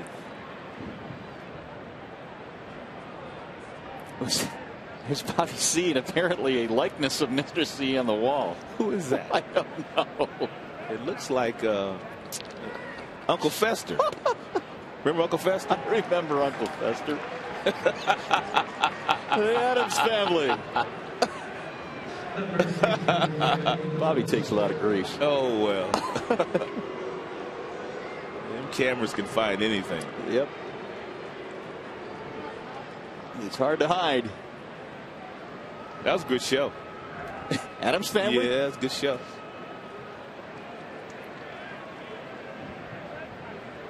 I must admit, I watched it once or twice. Just once or twice? Maybe a lot. Here is Euclid. Infield single, a walk, a steal, and here comes Rick Knapp. Minor has had a little bit of a struggle here in the 8th. Tigers trying to keep this one close.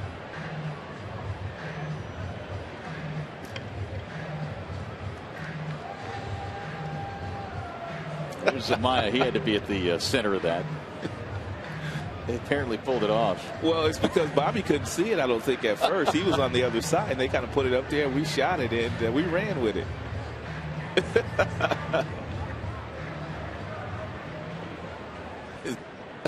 Maya's got that smirk on his face.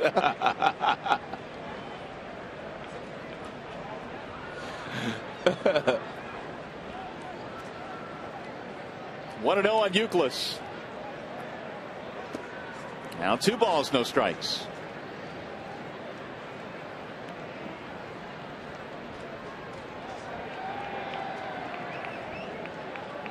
Euclid finished 3rd in the MVP voting a year ago. He had a really good year. Who finished 2nd? Morneau? Yes. Pedroia 1st. Morneau's in that conversation every year. He'll be in that conversation once again. Watch out, DeMarlo. That would be the 3rd base coach, DeMarlo Hale. He'll get a chance to manage at some point in time, in my opinion. He's interviewed already for several different managerial positions, but he just has not gotten any of them yet. As a matter of fact, DeMarlo Hale interviewed for the Red Sox position when Francona got it. Now the 2-1. There's a strike, 2 balls, 2 strikes. Euclid did not like it. I don't know if I'd like to stand down there like he's standing that close to the batter. He almost has his back to the batter as well. He sure does. Look how close he is. Wow. That's why they wear those helmets. He's got to direct some traffic, though, on a base hit. That's driven to left field, down, a base hit. Here comes Pedroia. He's going to score. Throw down to second is not in time. It's a double and an RBI for Euclid and a 5-0 Boston lead.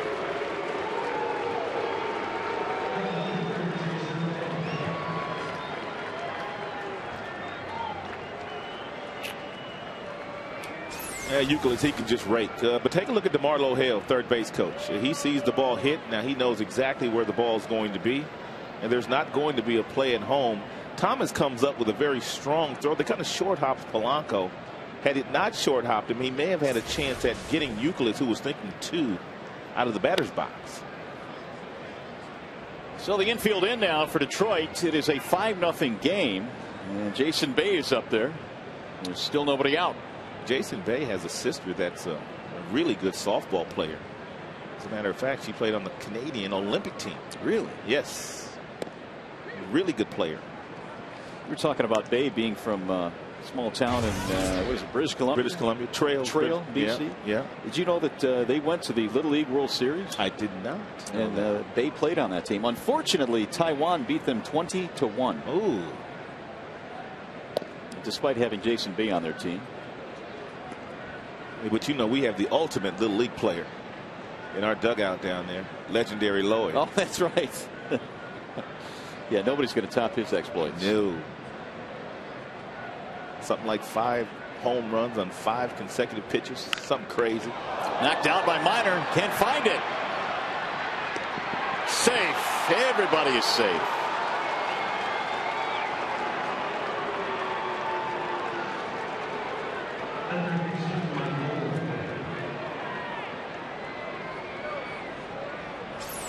Ball hit like a bullet. It hit him in a good spot right in the glove. He was able to knock it down, but he couldn't find it right away. And Jason Bay hustling all the way down the line, just able to beat the play.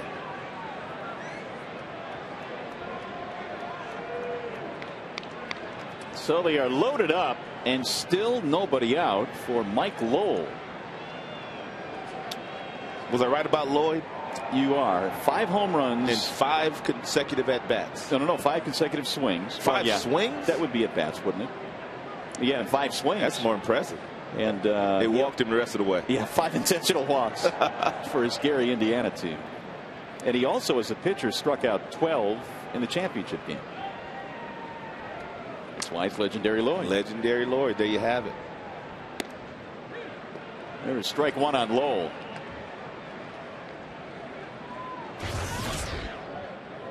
Hit into a double play back in the 4th.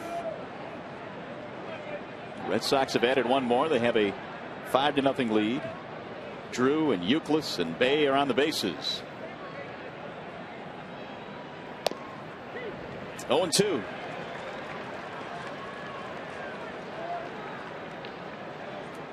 Nine hits now for the Red Sox, only 1 for the Tigers tonight.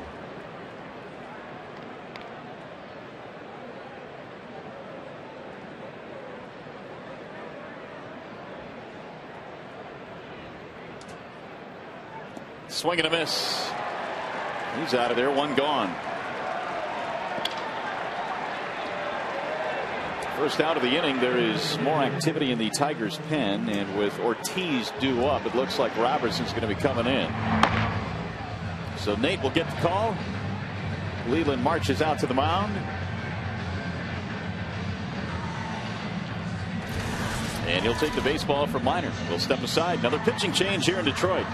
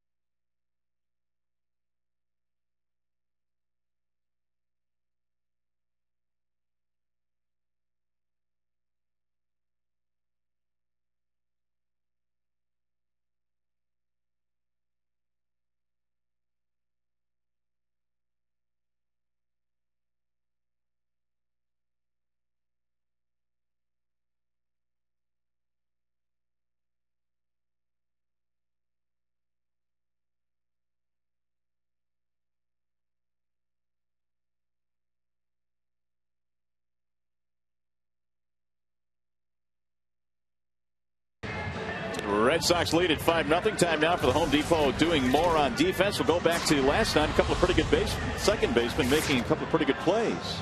Well, first and foremost, anytime you have a guy like Polanco who knows how to play the position, he takes a great route to get to the ball to rob J.D. Drew of a base hit. And we've already well documented how good Pedroia is. He runs this ball halfway to the bag. He forces Daisuke to get on his horse. He flips it to him to get Santiago just at the wire. So a couple of guys that play their position very well. Two of your better second basemen in the American League.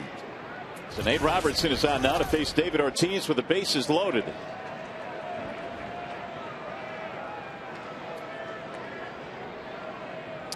Thirteenth game now that Robertson has been in a ball game. He has one win. He has no losses.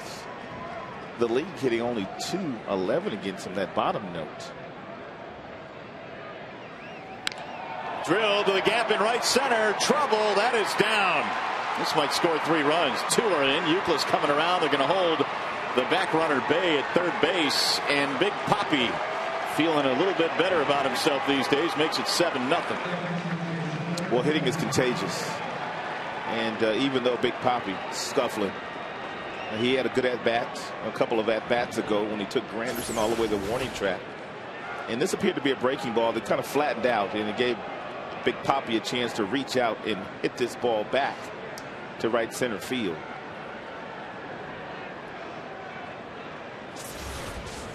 So the infield coming in again for Ortiz. RBIs 19 and 20, and now 7-0.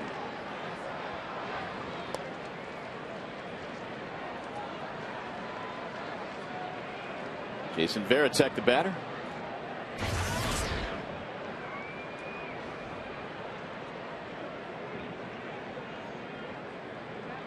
Varitek hitless in 3 at-bats tonight.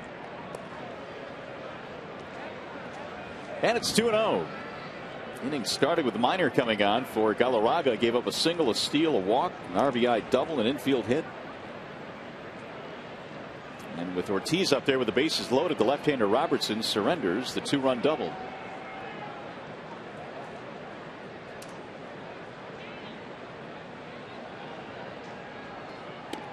Wave and a miss, 2-1. You know, as we talk about quite often, when one of the Tigers pitchers is having an outstanding night, and we tend to focus a lot on the pitcher, but a lot of times it's the catcher that provides a lot of leadership in guiding that pitcher on any given night, and that's exactly what Varitek has done here tonight with Beckett. There's a line drive to left center. That's down. That's going to get 2 more runs in. Granderson cuts it off. Not before Varitek will try to get to second, and he is in with a double. 2 RBIs. They're stealing bases. They're getting hustling doubles. They're not giving away at bats. They're pouring it on. Yes, they are. It's 9-0. That is the 24th RBI this year for Varitek, and he has 10 home runs. He must be hitting a lot of solo shots. Must be. This is the 8th man coming up in this inning, Jacoby Ellsbury. One of those nights here in the Motor City, they've given up 9 runs on 11 hits. Josh Beckett has given up just 1 hit.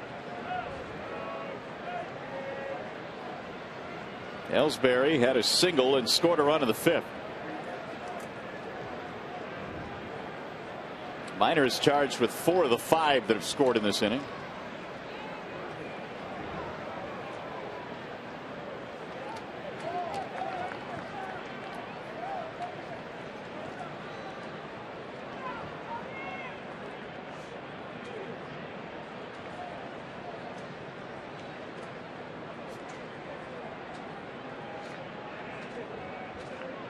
Here's the 0-2, and it's down low, 1 ball and 2 strikes.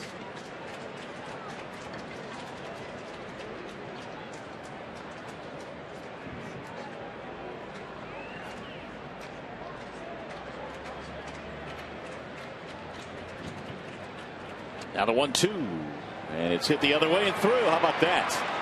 He pokes one into left field. Varitek will stop at third, and the onslaught for the Red Sox continues here in the 8th. That's exactly what Ellsbury does most of the times he goes to the dish. He hits the ball the opposite way. He does not like to pull the baseball, and therefore he gets lots of hits. Things are just going well for them right now. Yeah, when you get base hits like this. Yeah, off your shoe tops, reaching for it, fooled, out in front, the whole 9 yards. And it still finds a seam between short and third. Well, no one said it was going to be easy, partner. Nope, you're right. Still a lot of baseball to be played this year. When the Red Sox come to town, though, you'd like to put on a good showing. You sure would. Against one of the elite teams in the league, but so far it's been all Sox in this series. Especially playing at home.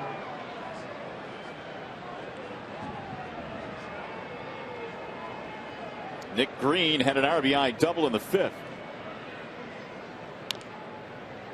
Rolled foul. That is 12 hits now for the Boston Red Sox. And Bobby C beginning to warm up.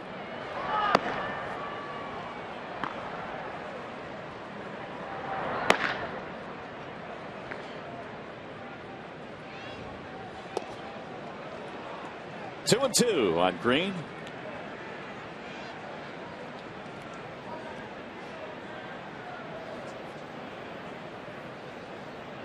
Beckett's had to sit a long time, but his teammates have given him 9 big runs. 3-2 now. Well, there's nobody warming up in their bullpen, so apparently he's going back out there.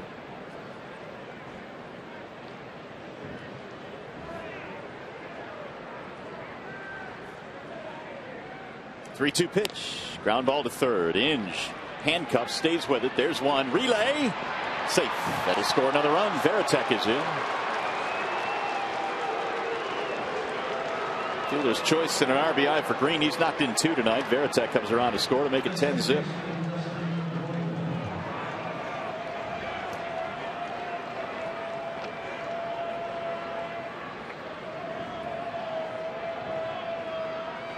And for the second time of the inning, here comes Dustin Pedroia. He started this off with a single, a steal, and then eventually scored. He came around on the double by Euclid. A 6-run 8th inning. Fouled away.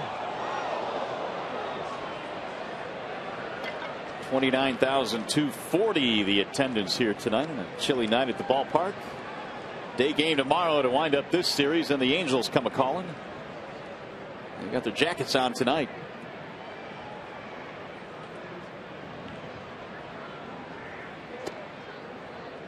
One and two.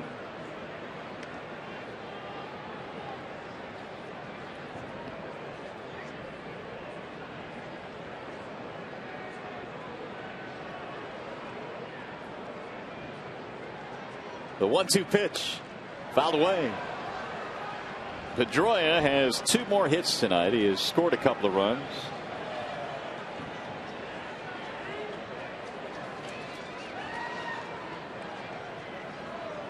In that Rookie of the Year season a couple of years ago, he hit .317 for Boston.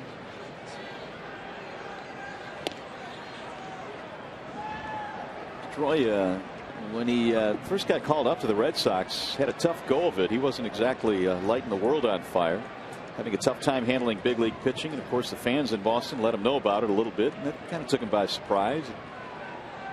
But it didn't take him long to fit in, that is for certain. This should get him out of the inning, and it does, to retire the side. 10 men to the plate, 6-run 8th. Here comes Beckett with a 10-0 lead.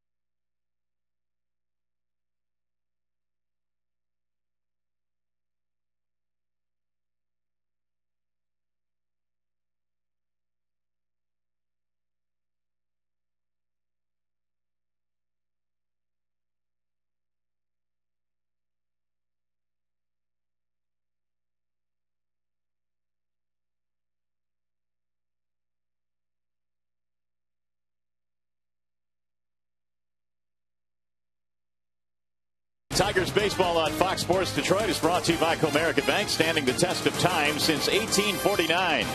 And by Beaumont Hospitals. Do you have a Beaumont doctor? Well, the Tigers are down 10-0 in this ball game. They have busted up the no-hitter, but they are trailing by some big numbers as Brandon Inge leads it off against Josh Beckett. First pitch swinging, grounds it foul, third base side.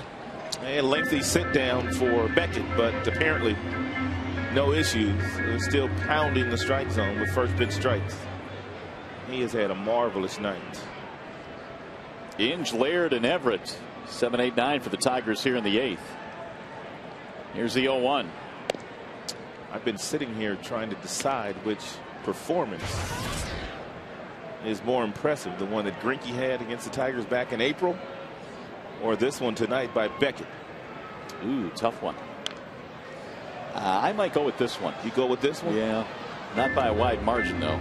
Tigers had, what, 3 hits in that game? 3 hits and scored 1 unearned run against Greinke. Mark Kotsay. Yeah. He snuck into the game. He's in right field now. They got players everywhere. And it's only going to get better for them because they're going to get Smoltz back here soon. Yeah. John Smoltz, longtime Atlanta Braves, signed a free agent contract to join the Boston Red Sox in the offseason. He's already made 3 rehab starts, so he's getting close to joining the big league team. The 2-2. How about an arm like that? The pitching staff that already features quite a few stars. He's a big game pitcher. Obviously, he's had some arm issues throughout his illustrious career. Hall of Fame career, as far as I'm concerned, for Smoltz. And he had another surgery, and he's going to rehab. He's already rehabbed, and he's getting close again. 2-2 on Brandon Inge. And Terry Francona has some big-time pieces on his club this year. The Yankees are loaded as well. The 2-2. 3-2.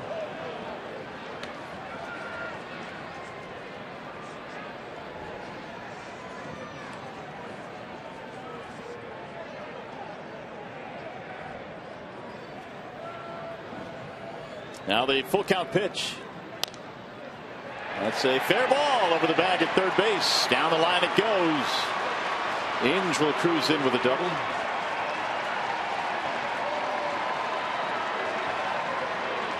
Second Tigers hit. Here's our Comerica game summary tonight. It is heavy Boston. J.D. Drew, 200th career home run in the first, got them off and running. Galarraga pretty good tonight.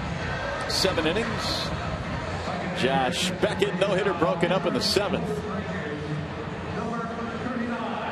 And Pause, well, he's always a star.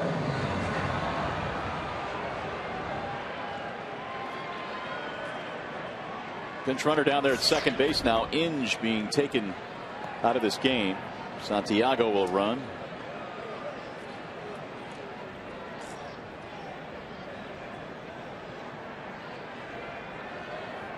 Here's Gerald Laird.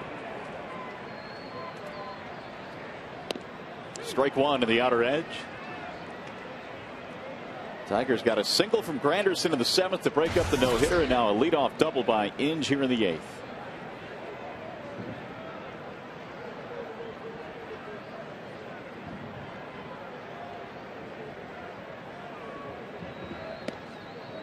Missed inside. 1 ball, 1 strike.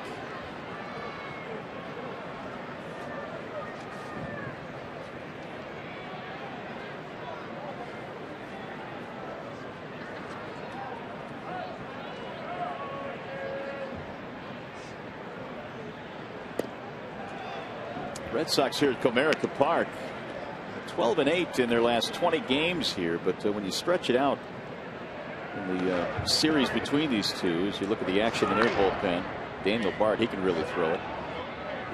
The Red Sox have had good numbers against the Tigers. 43-26 against Detroit since '95 in this ballpark, or in Detroit, and obviously not all in this ballpark. They've beaten up on a lot of teams. 2-2.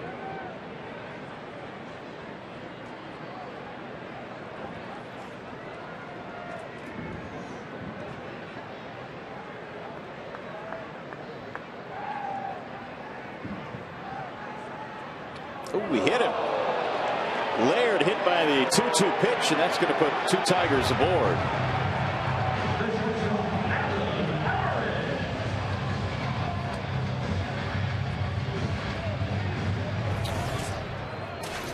.96 the high today for Beckett, and 73 the low. One of those breaking balls that he threw to a variety of the different players.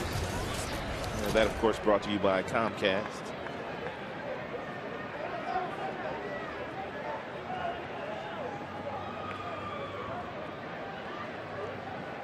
So here is Adam Everett now with 2 men on. And there is strike 1.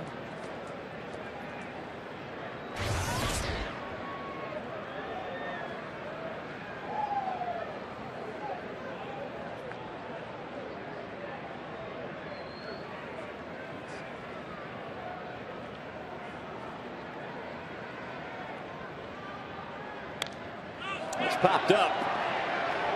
Veritek has room for the first out of the inning. Everett retired. Back up to the top of the order now, Clete Thomas.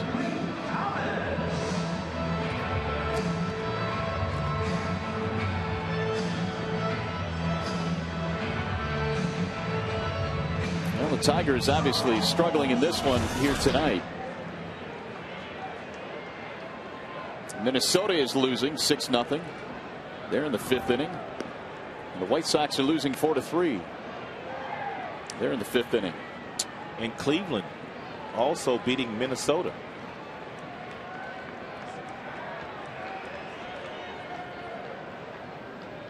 Here is Clete Thomas.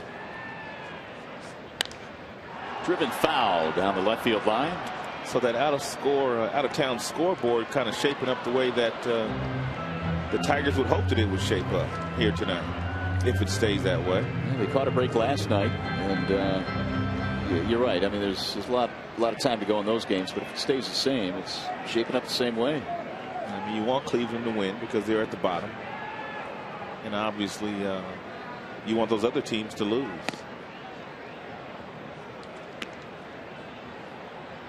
Thomas 0 for 3. Kansas City losing in Tampa tonight 9-0. The Royals have just 1 hit through 8 innings. Bouncing ball hit to the right side. Charging Pedroia. He will throw it wide at second base. This will get a run in. Santiago will score from third. The Tigers are on the board. It's 10-1. It's not often you'll see Pedroia make that mistake, but they tried to get the out. Actually, they were trying to get the double play. And he may have caught Green off guard. And Green was there, but the throw was a little high. And we'll see who they give that air to. But his best bet may have been trying to tag Laird running by, but because Laird wasn't being held on, he wasn't able to tag him. And Laird was still able to get clipped Green.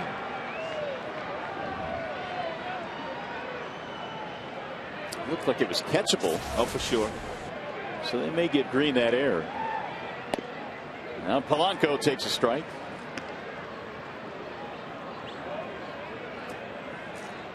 Placido is 0 for 2 with a walk. Tigers get a run here in the 8th. Still down by 9.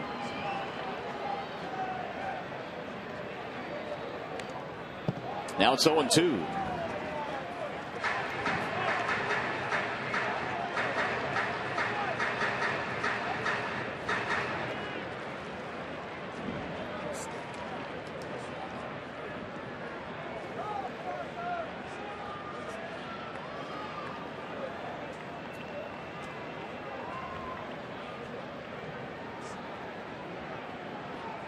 Here's the 0-2 pitch.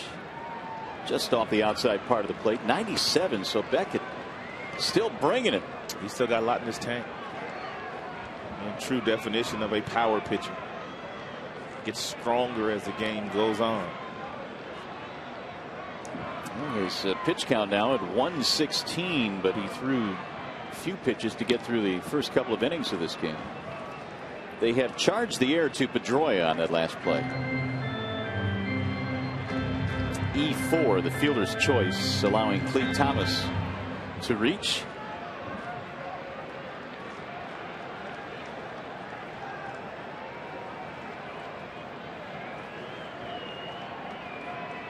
Laird and Thomas, the base runners.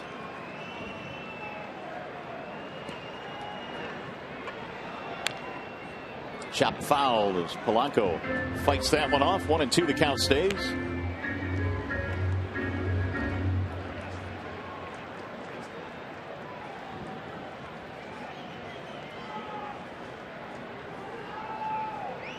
Red Sox came in trailing the Yankees by 1 game in the American League East. Swing and a miss, and Placido is out of there. 2 outs. That is 9 strikeouts now for Beckett. 1 short of his season high. That's going to be it for him with his pitch count now at 119. Here comes Francona. Anderson going to be announced as the pinch hitter.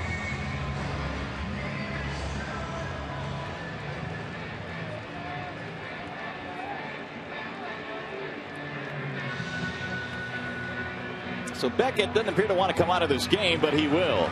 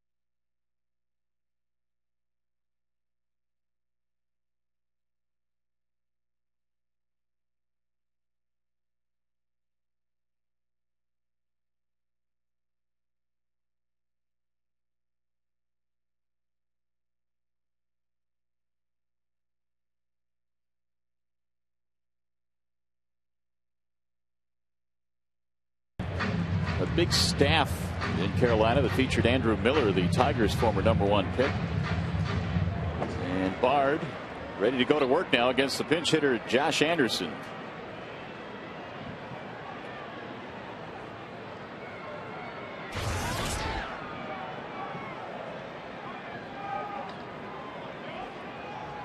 Anderson batting .265. Tigers have pushed a run across here. Anderson batting for Ordonez. Ball 1.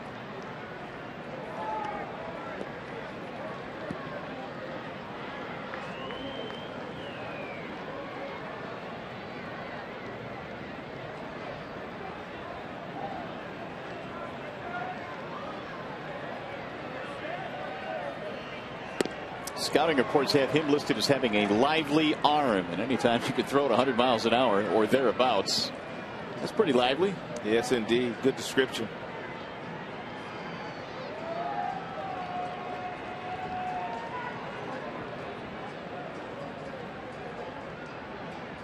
Here's the 1-1. Anderson, who had quite an at-bat last night against Papelbon in the 9th inning. Battled him tooth and nail before he chased one out of the strike zone to strike out with the bases loaded. forcing Papelbon into the 30 range in pitches thrown last night out of the Boston bullpen. 2-2 now on Josh.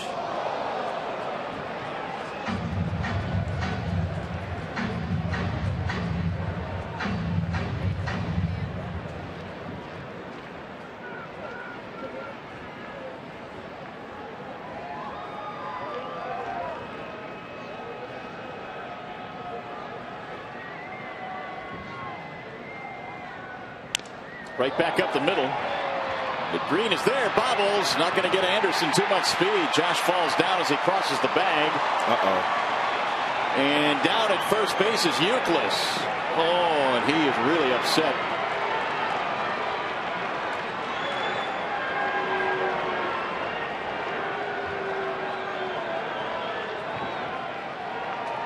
Euclid, one of the more fiery competitors on the field. I don't know if he did he get spiked or did he turn an ankle?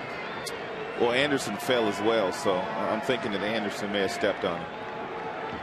But we'll see. And as upset as Euclid is, something happened to him.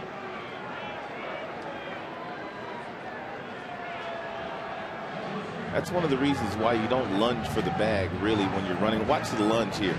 They teach you not to do this. Just run straight through it, but he may have stepped on him or may have clipped him with that left foot. I'm not sure which exactly it was, but there was some contact made.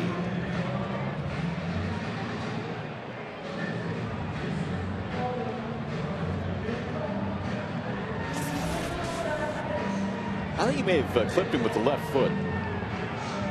It's kind of tough to tell that he's going to try and walk it off. And he's going to walk off the field, apparently.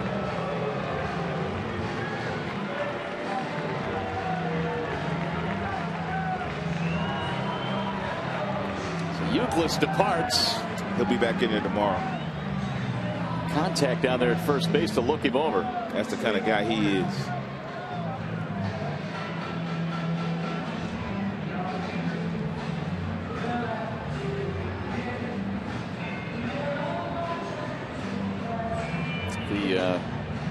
The trainer is staying a good 2 feet behind Euclid as they walk to the clubhouse area.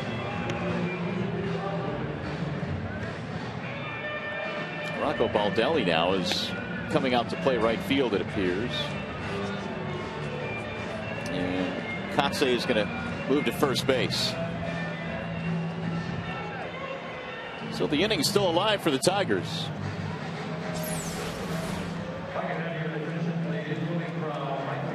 The lunge, the kick. Yeah, I don't think the lunge got him. I think you were right. The kick might have gotten him. The left leg, keep an eye on that right there.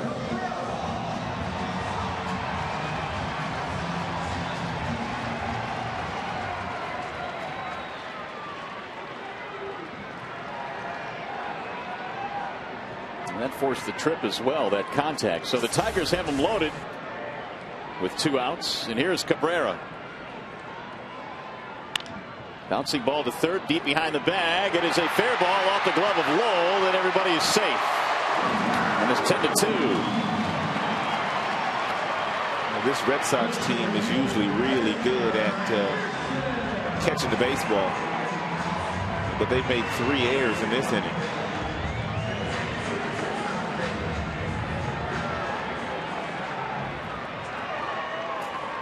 E5.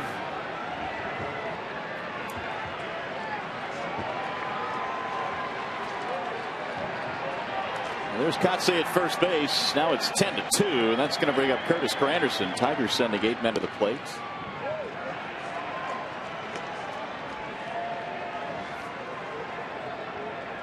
Still only 2 Detroit hits in this game. Baldelli, the new right fielder. Here's the 1-0.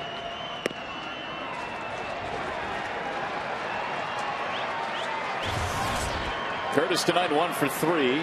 His single in the 7th inning broke up the no-hit bid for Josh Beckett.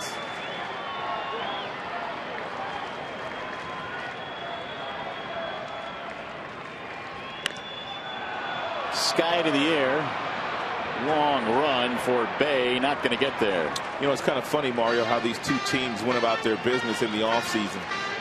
The Yankees spent a boatload of money for CC Sabathia, A.J. Burnett, also Mark Teixeira, and Terry Francona. They filled their roster with guys like Brad Penny, Rocco Baldelli, the young Ramirez kid from Kansas City in their bullpen. And it has worked very well with what they've already had.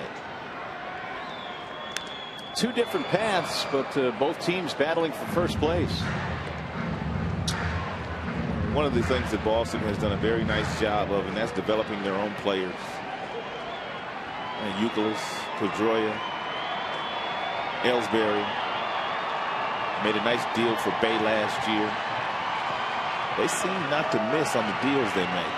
And that's important. That's critical, actually. Fouled away again by Granderson. I mean, when you think about it, when you get rid of a guy like Manny Ramirez and you're able to plug in a Jason Bay, I'm not sure people thought that he would produce as much as he has. Oh, no, he's been better than they thought he would be.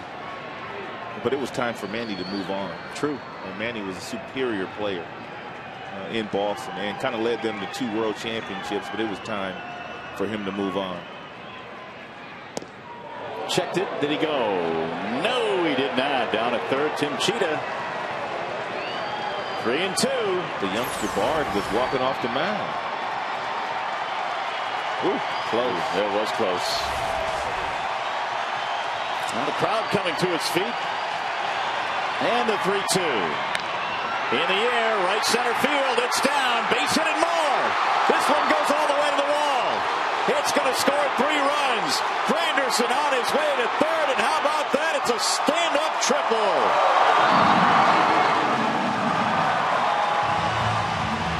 And it's a 10-5 game.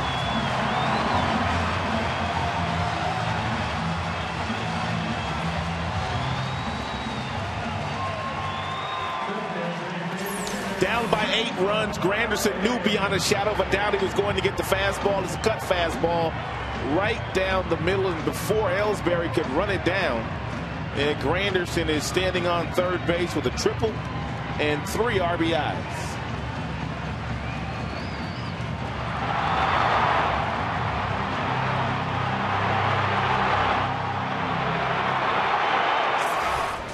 Curtis Granderson with his second triple of the season, 33 RBIs, and the 3 errors in this game have really hurt the Red Sox. 2 of them here in the 8th inning. Actually, all 3 of them. I take it back. Now, here is Larish with a man at third. Swing and a miss. He tried to hold up. There's 97 from Bard. Granderson 2 hits, 3 RBIs, and what was a 10-0 game is now 10-5. Yeah, there is life in these Tigers bats. Well, stranger things have happened. About a week ago or so, Cleveland Indians were down about 10-0. Yeah. In about the 3rd inning, and they came back to win 11-10. I believe it was against the Blue Jays. 3 of these runs are charged to Beckett, and there's a one-hopper that's flagged by Pedroia. Terrific play to save a hit and an RBI. I think it may have been Tampa they came back on and won that game. Well, it's 10-5 at the end of 8.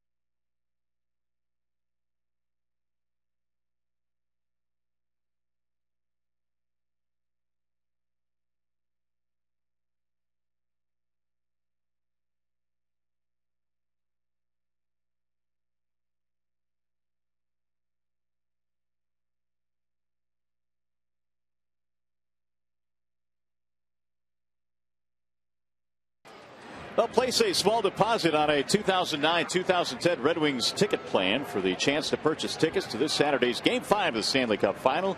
You can attend a sold-out game and to get to the front of the line for next season. For more info, DetroitRedWings.com is the place to go. Bobby C is on now for Detroit as we go to the 9th inning, and suddenly a Tiger ball game, 10-5. Changes for Detroit. Anderson remains in the game to play right field. Santiago is the new third baseman. C is your new pitcher. Marcotte getting his first at bat of the game. And Marcotte, former #1 draft choice as well of the Florida Marlins out of Cal State Fullerton.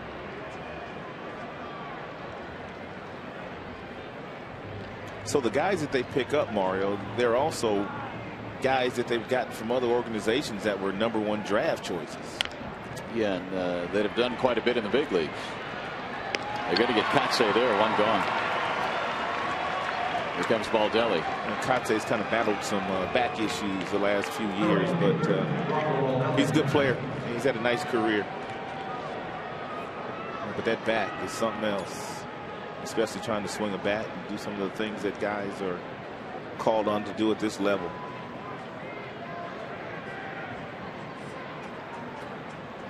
Now Baldelli in his first at bat.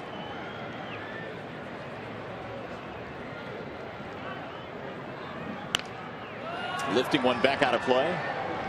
Same two teams tomorrow. Day game here, and we'll wind it up with a 105 game. Willis at Wakefield. And the Angels come in Friday, Saturday, Sunday. Tigers are going to have their big duo for the first two games in that series. Verlander and Jackson. The 0-1. And it has been an outstanding 1-2 punch this year.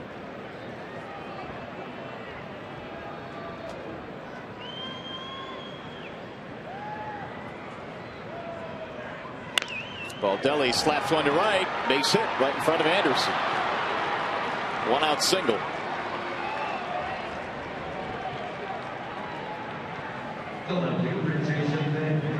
Now Jason Bay. Hit number 13 for the Red Sox tonight. They had a comfy 10-0 lead at one point before the Tigers had a 5-run uprising in the 8th. Curtis Granderson a bases loaded triple to score 3. Here is Bay, who has a walk and an infield hit. He has also scored a run.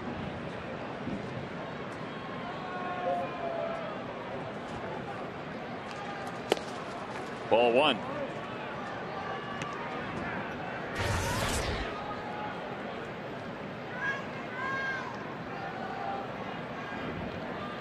Tigers have 5 runs on only 3 hits tonight. Took them a while to get their first.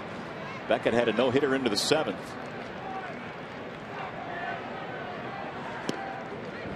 1-1.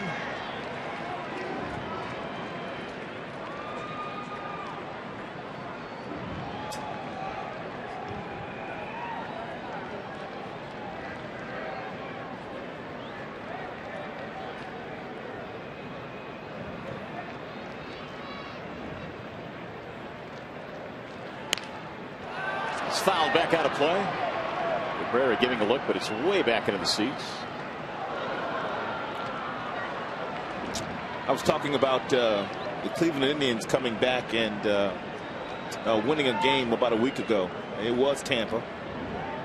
And that they were down by about 10 early and scored a ton of runs late in that game to overtake Tampa. So anything's doable. What do they say about baseball? It doesn't have a clock. No. Until you get that final out, anything is possible. 2-2. I do know these last that 8th inning must have lasted an hour. It felt like it. And this Red Sox team typically will play 3.5 hour games every single night.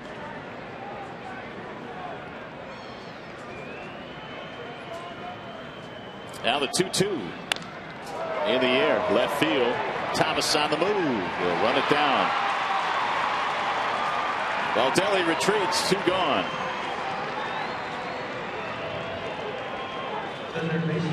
It's going to bring up Mike Lowell.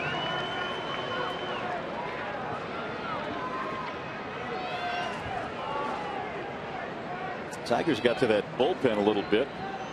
The Boston Red Sox that came in with an ERA of under 3.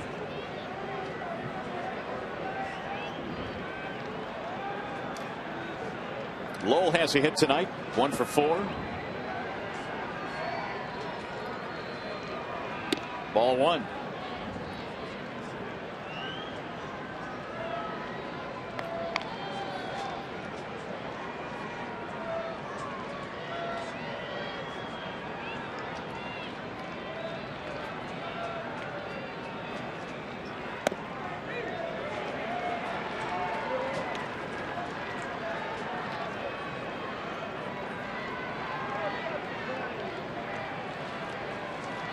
Reached somewhat of a milestone tonight with his base hit back in the 6th.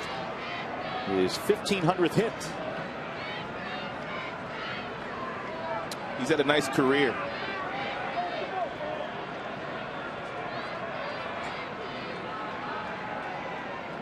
They say he's a real good teammate too.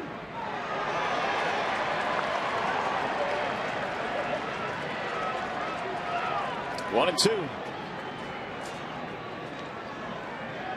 Lowell had testicular cancer a few years ago.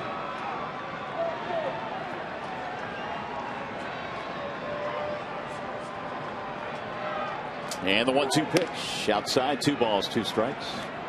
Well, he was able to win that battle. Yes. Which certainly is a much bigger battle than anything he'll face on the field.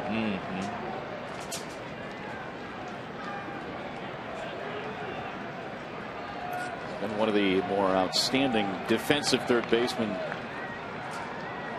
in all of baseball. High fly ball left field. Should do it for the inning. Thomas coming under it to retire the side. So we're going to head to the bottom of the 9th in a 10-5 game.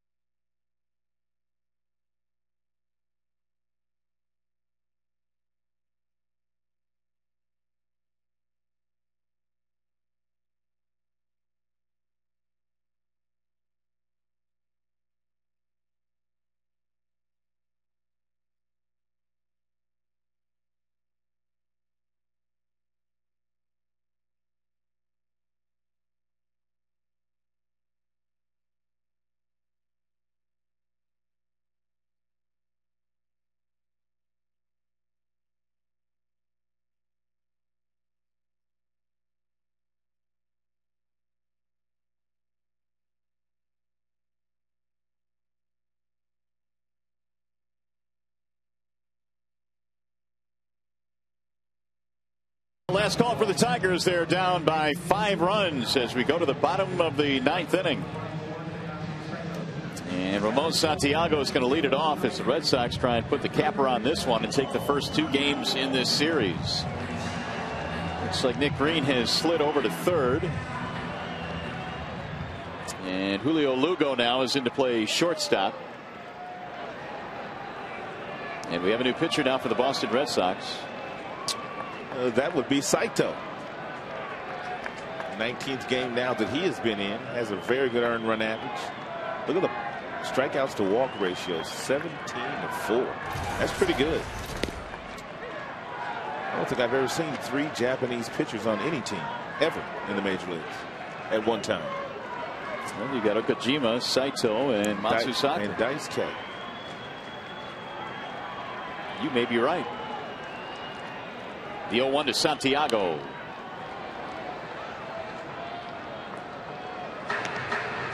Takashi Saito. He was in Los Angeles last year, wasn't he? Yeah, he Saito had 39 saves 2 years ago with the Dodgers. Last 3 years in L.A.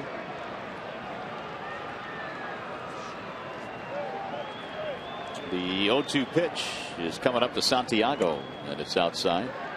Mike Lowell apparently has been thrown out of this game, and that's why you've got Green sliding over to third and Lugo playing short now. I'll show you that in a moment. There's an argument between Bob Davis, the home plate umpire, and Mike Lowell. It's fouled back out of play. That was between innings, and Davidson gave him the heave-ho apparently.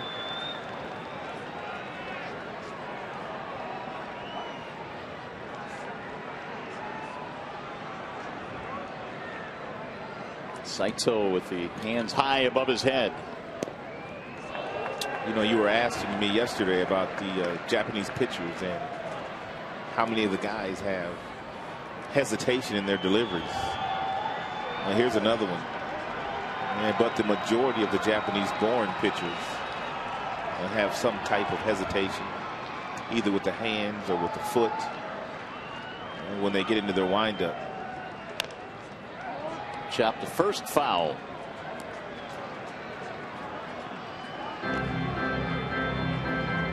Matsusaka has that little hip swivel.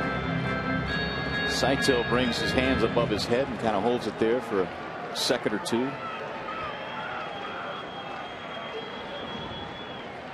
2-2.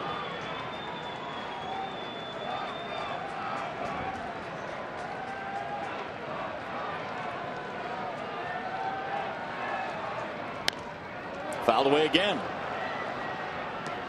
Only 3 Tigers hits in this game. 2 of them came in the 8th, 1 came in the 7th. They just could not get a whole lot going against Josh Beckett tonight, who ended up being charged with 3 runs, all unearned.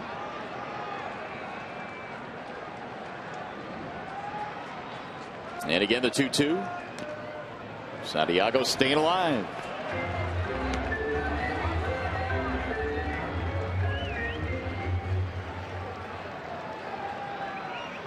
Tigers Live coming up next.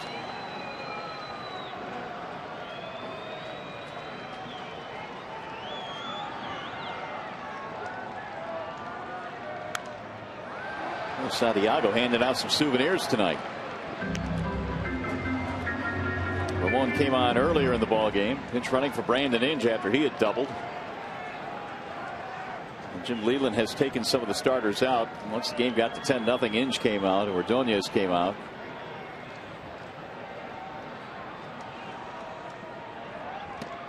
That one almost hit him. 3-2 on Santiago. At times you'll see managers take some of the regulars out, especially on a quick turnaround game. In a day game after a night game when he expects to play those regular players. And he lost it. Ball 4. Running it back there for Ramon. Well, here apparently is what Mike Lowell was beefing about with Bob Davidson. I believe it was the second pitch of his at bat. He thought that the ball was up. And it's a breaking ball, and he started chirping right away. And when the at bat was done, when he flew out, obviously he had some choice words for Bob Davidson.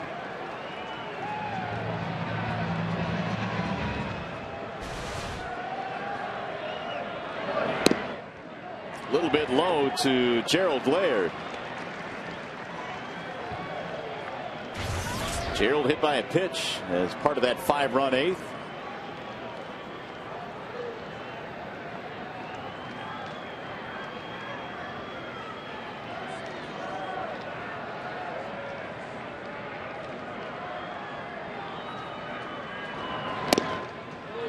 Now 2-0.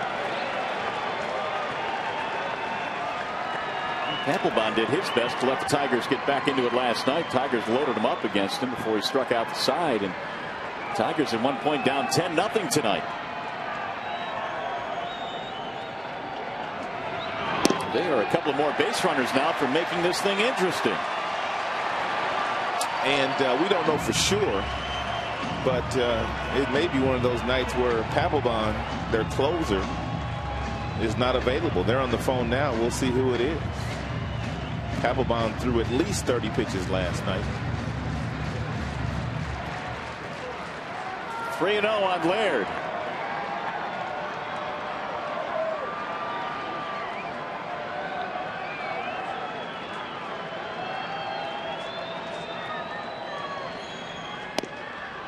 Three and one.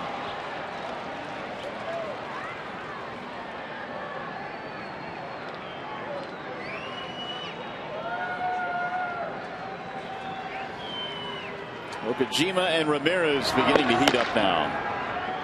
They didn't want to do this, but they're getting those two guys warmed up. And there's ball 4. And the Tigers have 2 men on.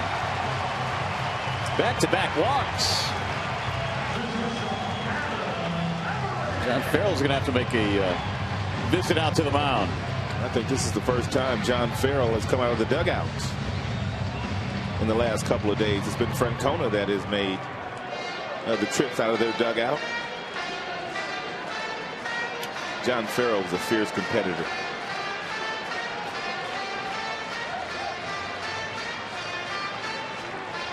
Well, Saito has had, as we mentioned, some big experience over in the National League closing out games. He had 39 saves 2 years ago with the Dodgers. Signed with the Red Sox, a free agent this past January to bolster their bullpen.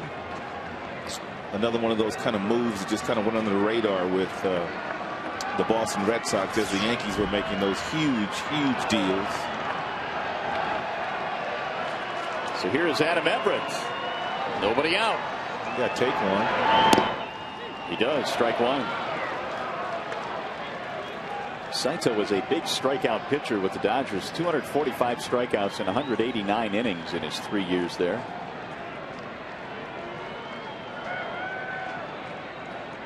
Never really did walk too many, but he's walked 2 here in the 9th. Missed again. 1 ball, 1 strike.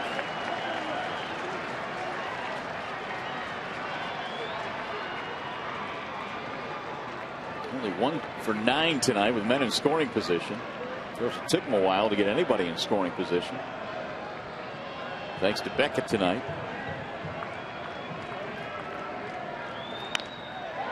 Lifted in the air, shallow left field, and caught by Jason Bay. 1 out. Saito retires his first man. Here comes the top of the order now, Clete Thomas.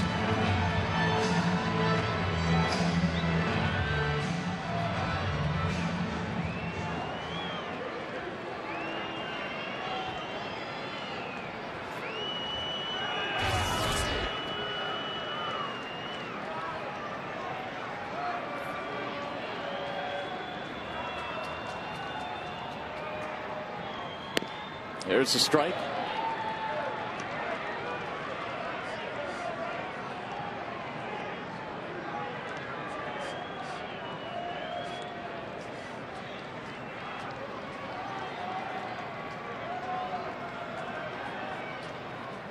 Swing and a miss. Big rip there by Thomas. 0-2.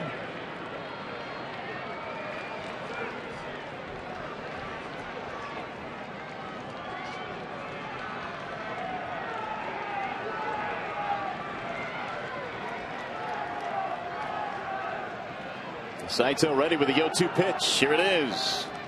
Got it. Strike three call. Thomas is caught looking.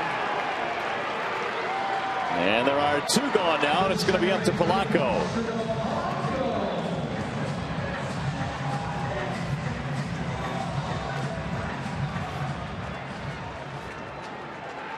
Placido is 0 for 3 tonight, has a walk. He is the Tigers' last chance.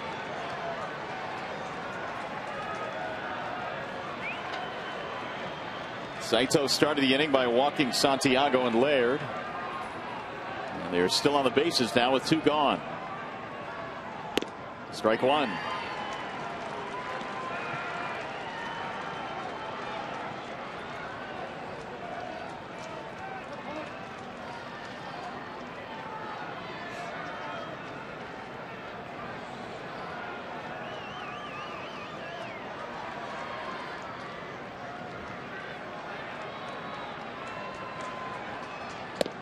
Strike two on Polanco.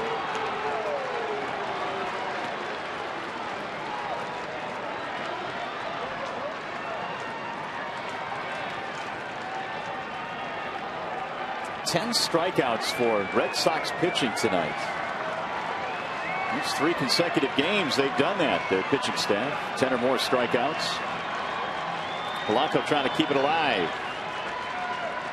Here's the 0-2. It's up high, 1 ball, 2 strikes. And since that visit from John Farrell, Saito, for the most part, has thrown nothing but strikes.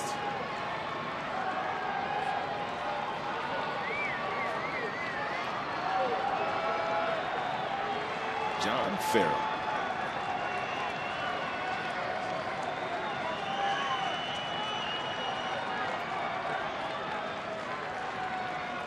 Here's the 1-2.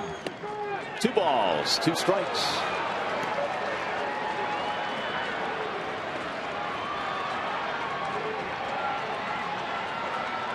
So Saito trying to close this one down. Rally Caps still have hope. 2-2 on Placido Polanco.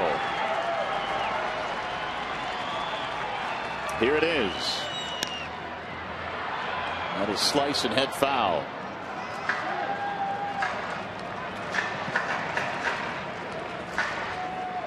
Saito pitched in Japan from 1992 through 2005 before he came stateside and joined the Dodgers. He is 39 years old. Polanco trying to keep it going for Josh Anderson.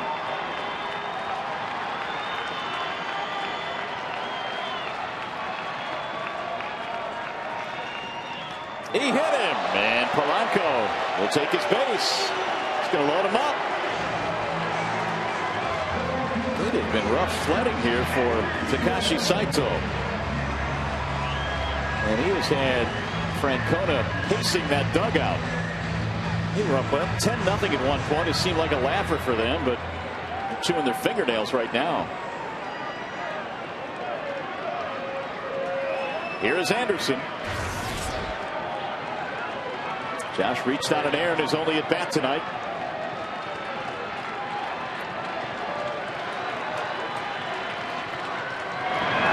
Ball 1.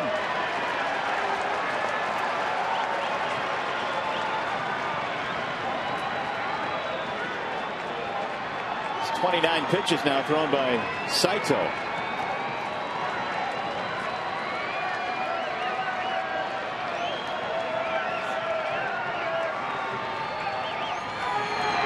There's a strike, 1-1. And tonight, where the Tigers have been badly out hit 13-3, they are still alive with the bases loaded here, and one big hit from Anderson to really tighten this one up.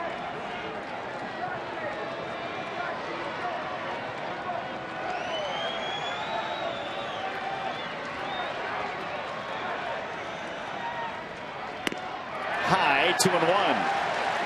Well, you got the big fellow waiting on deck, Cabrera. And he has the ability to find the seats for sure.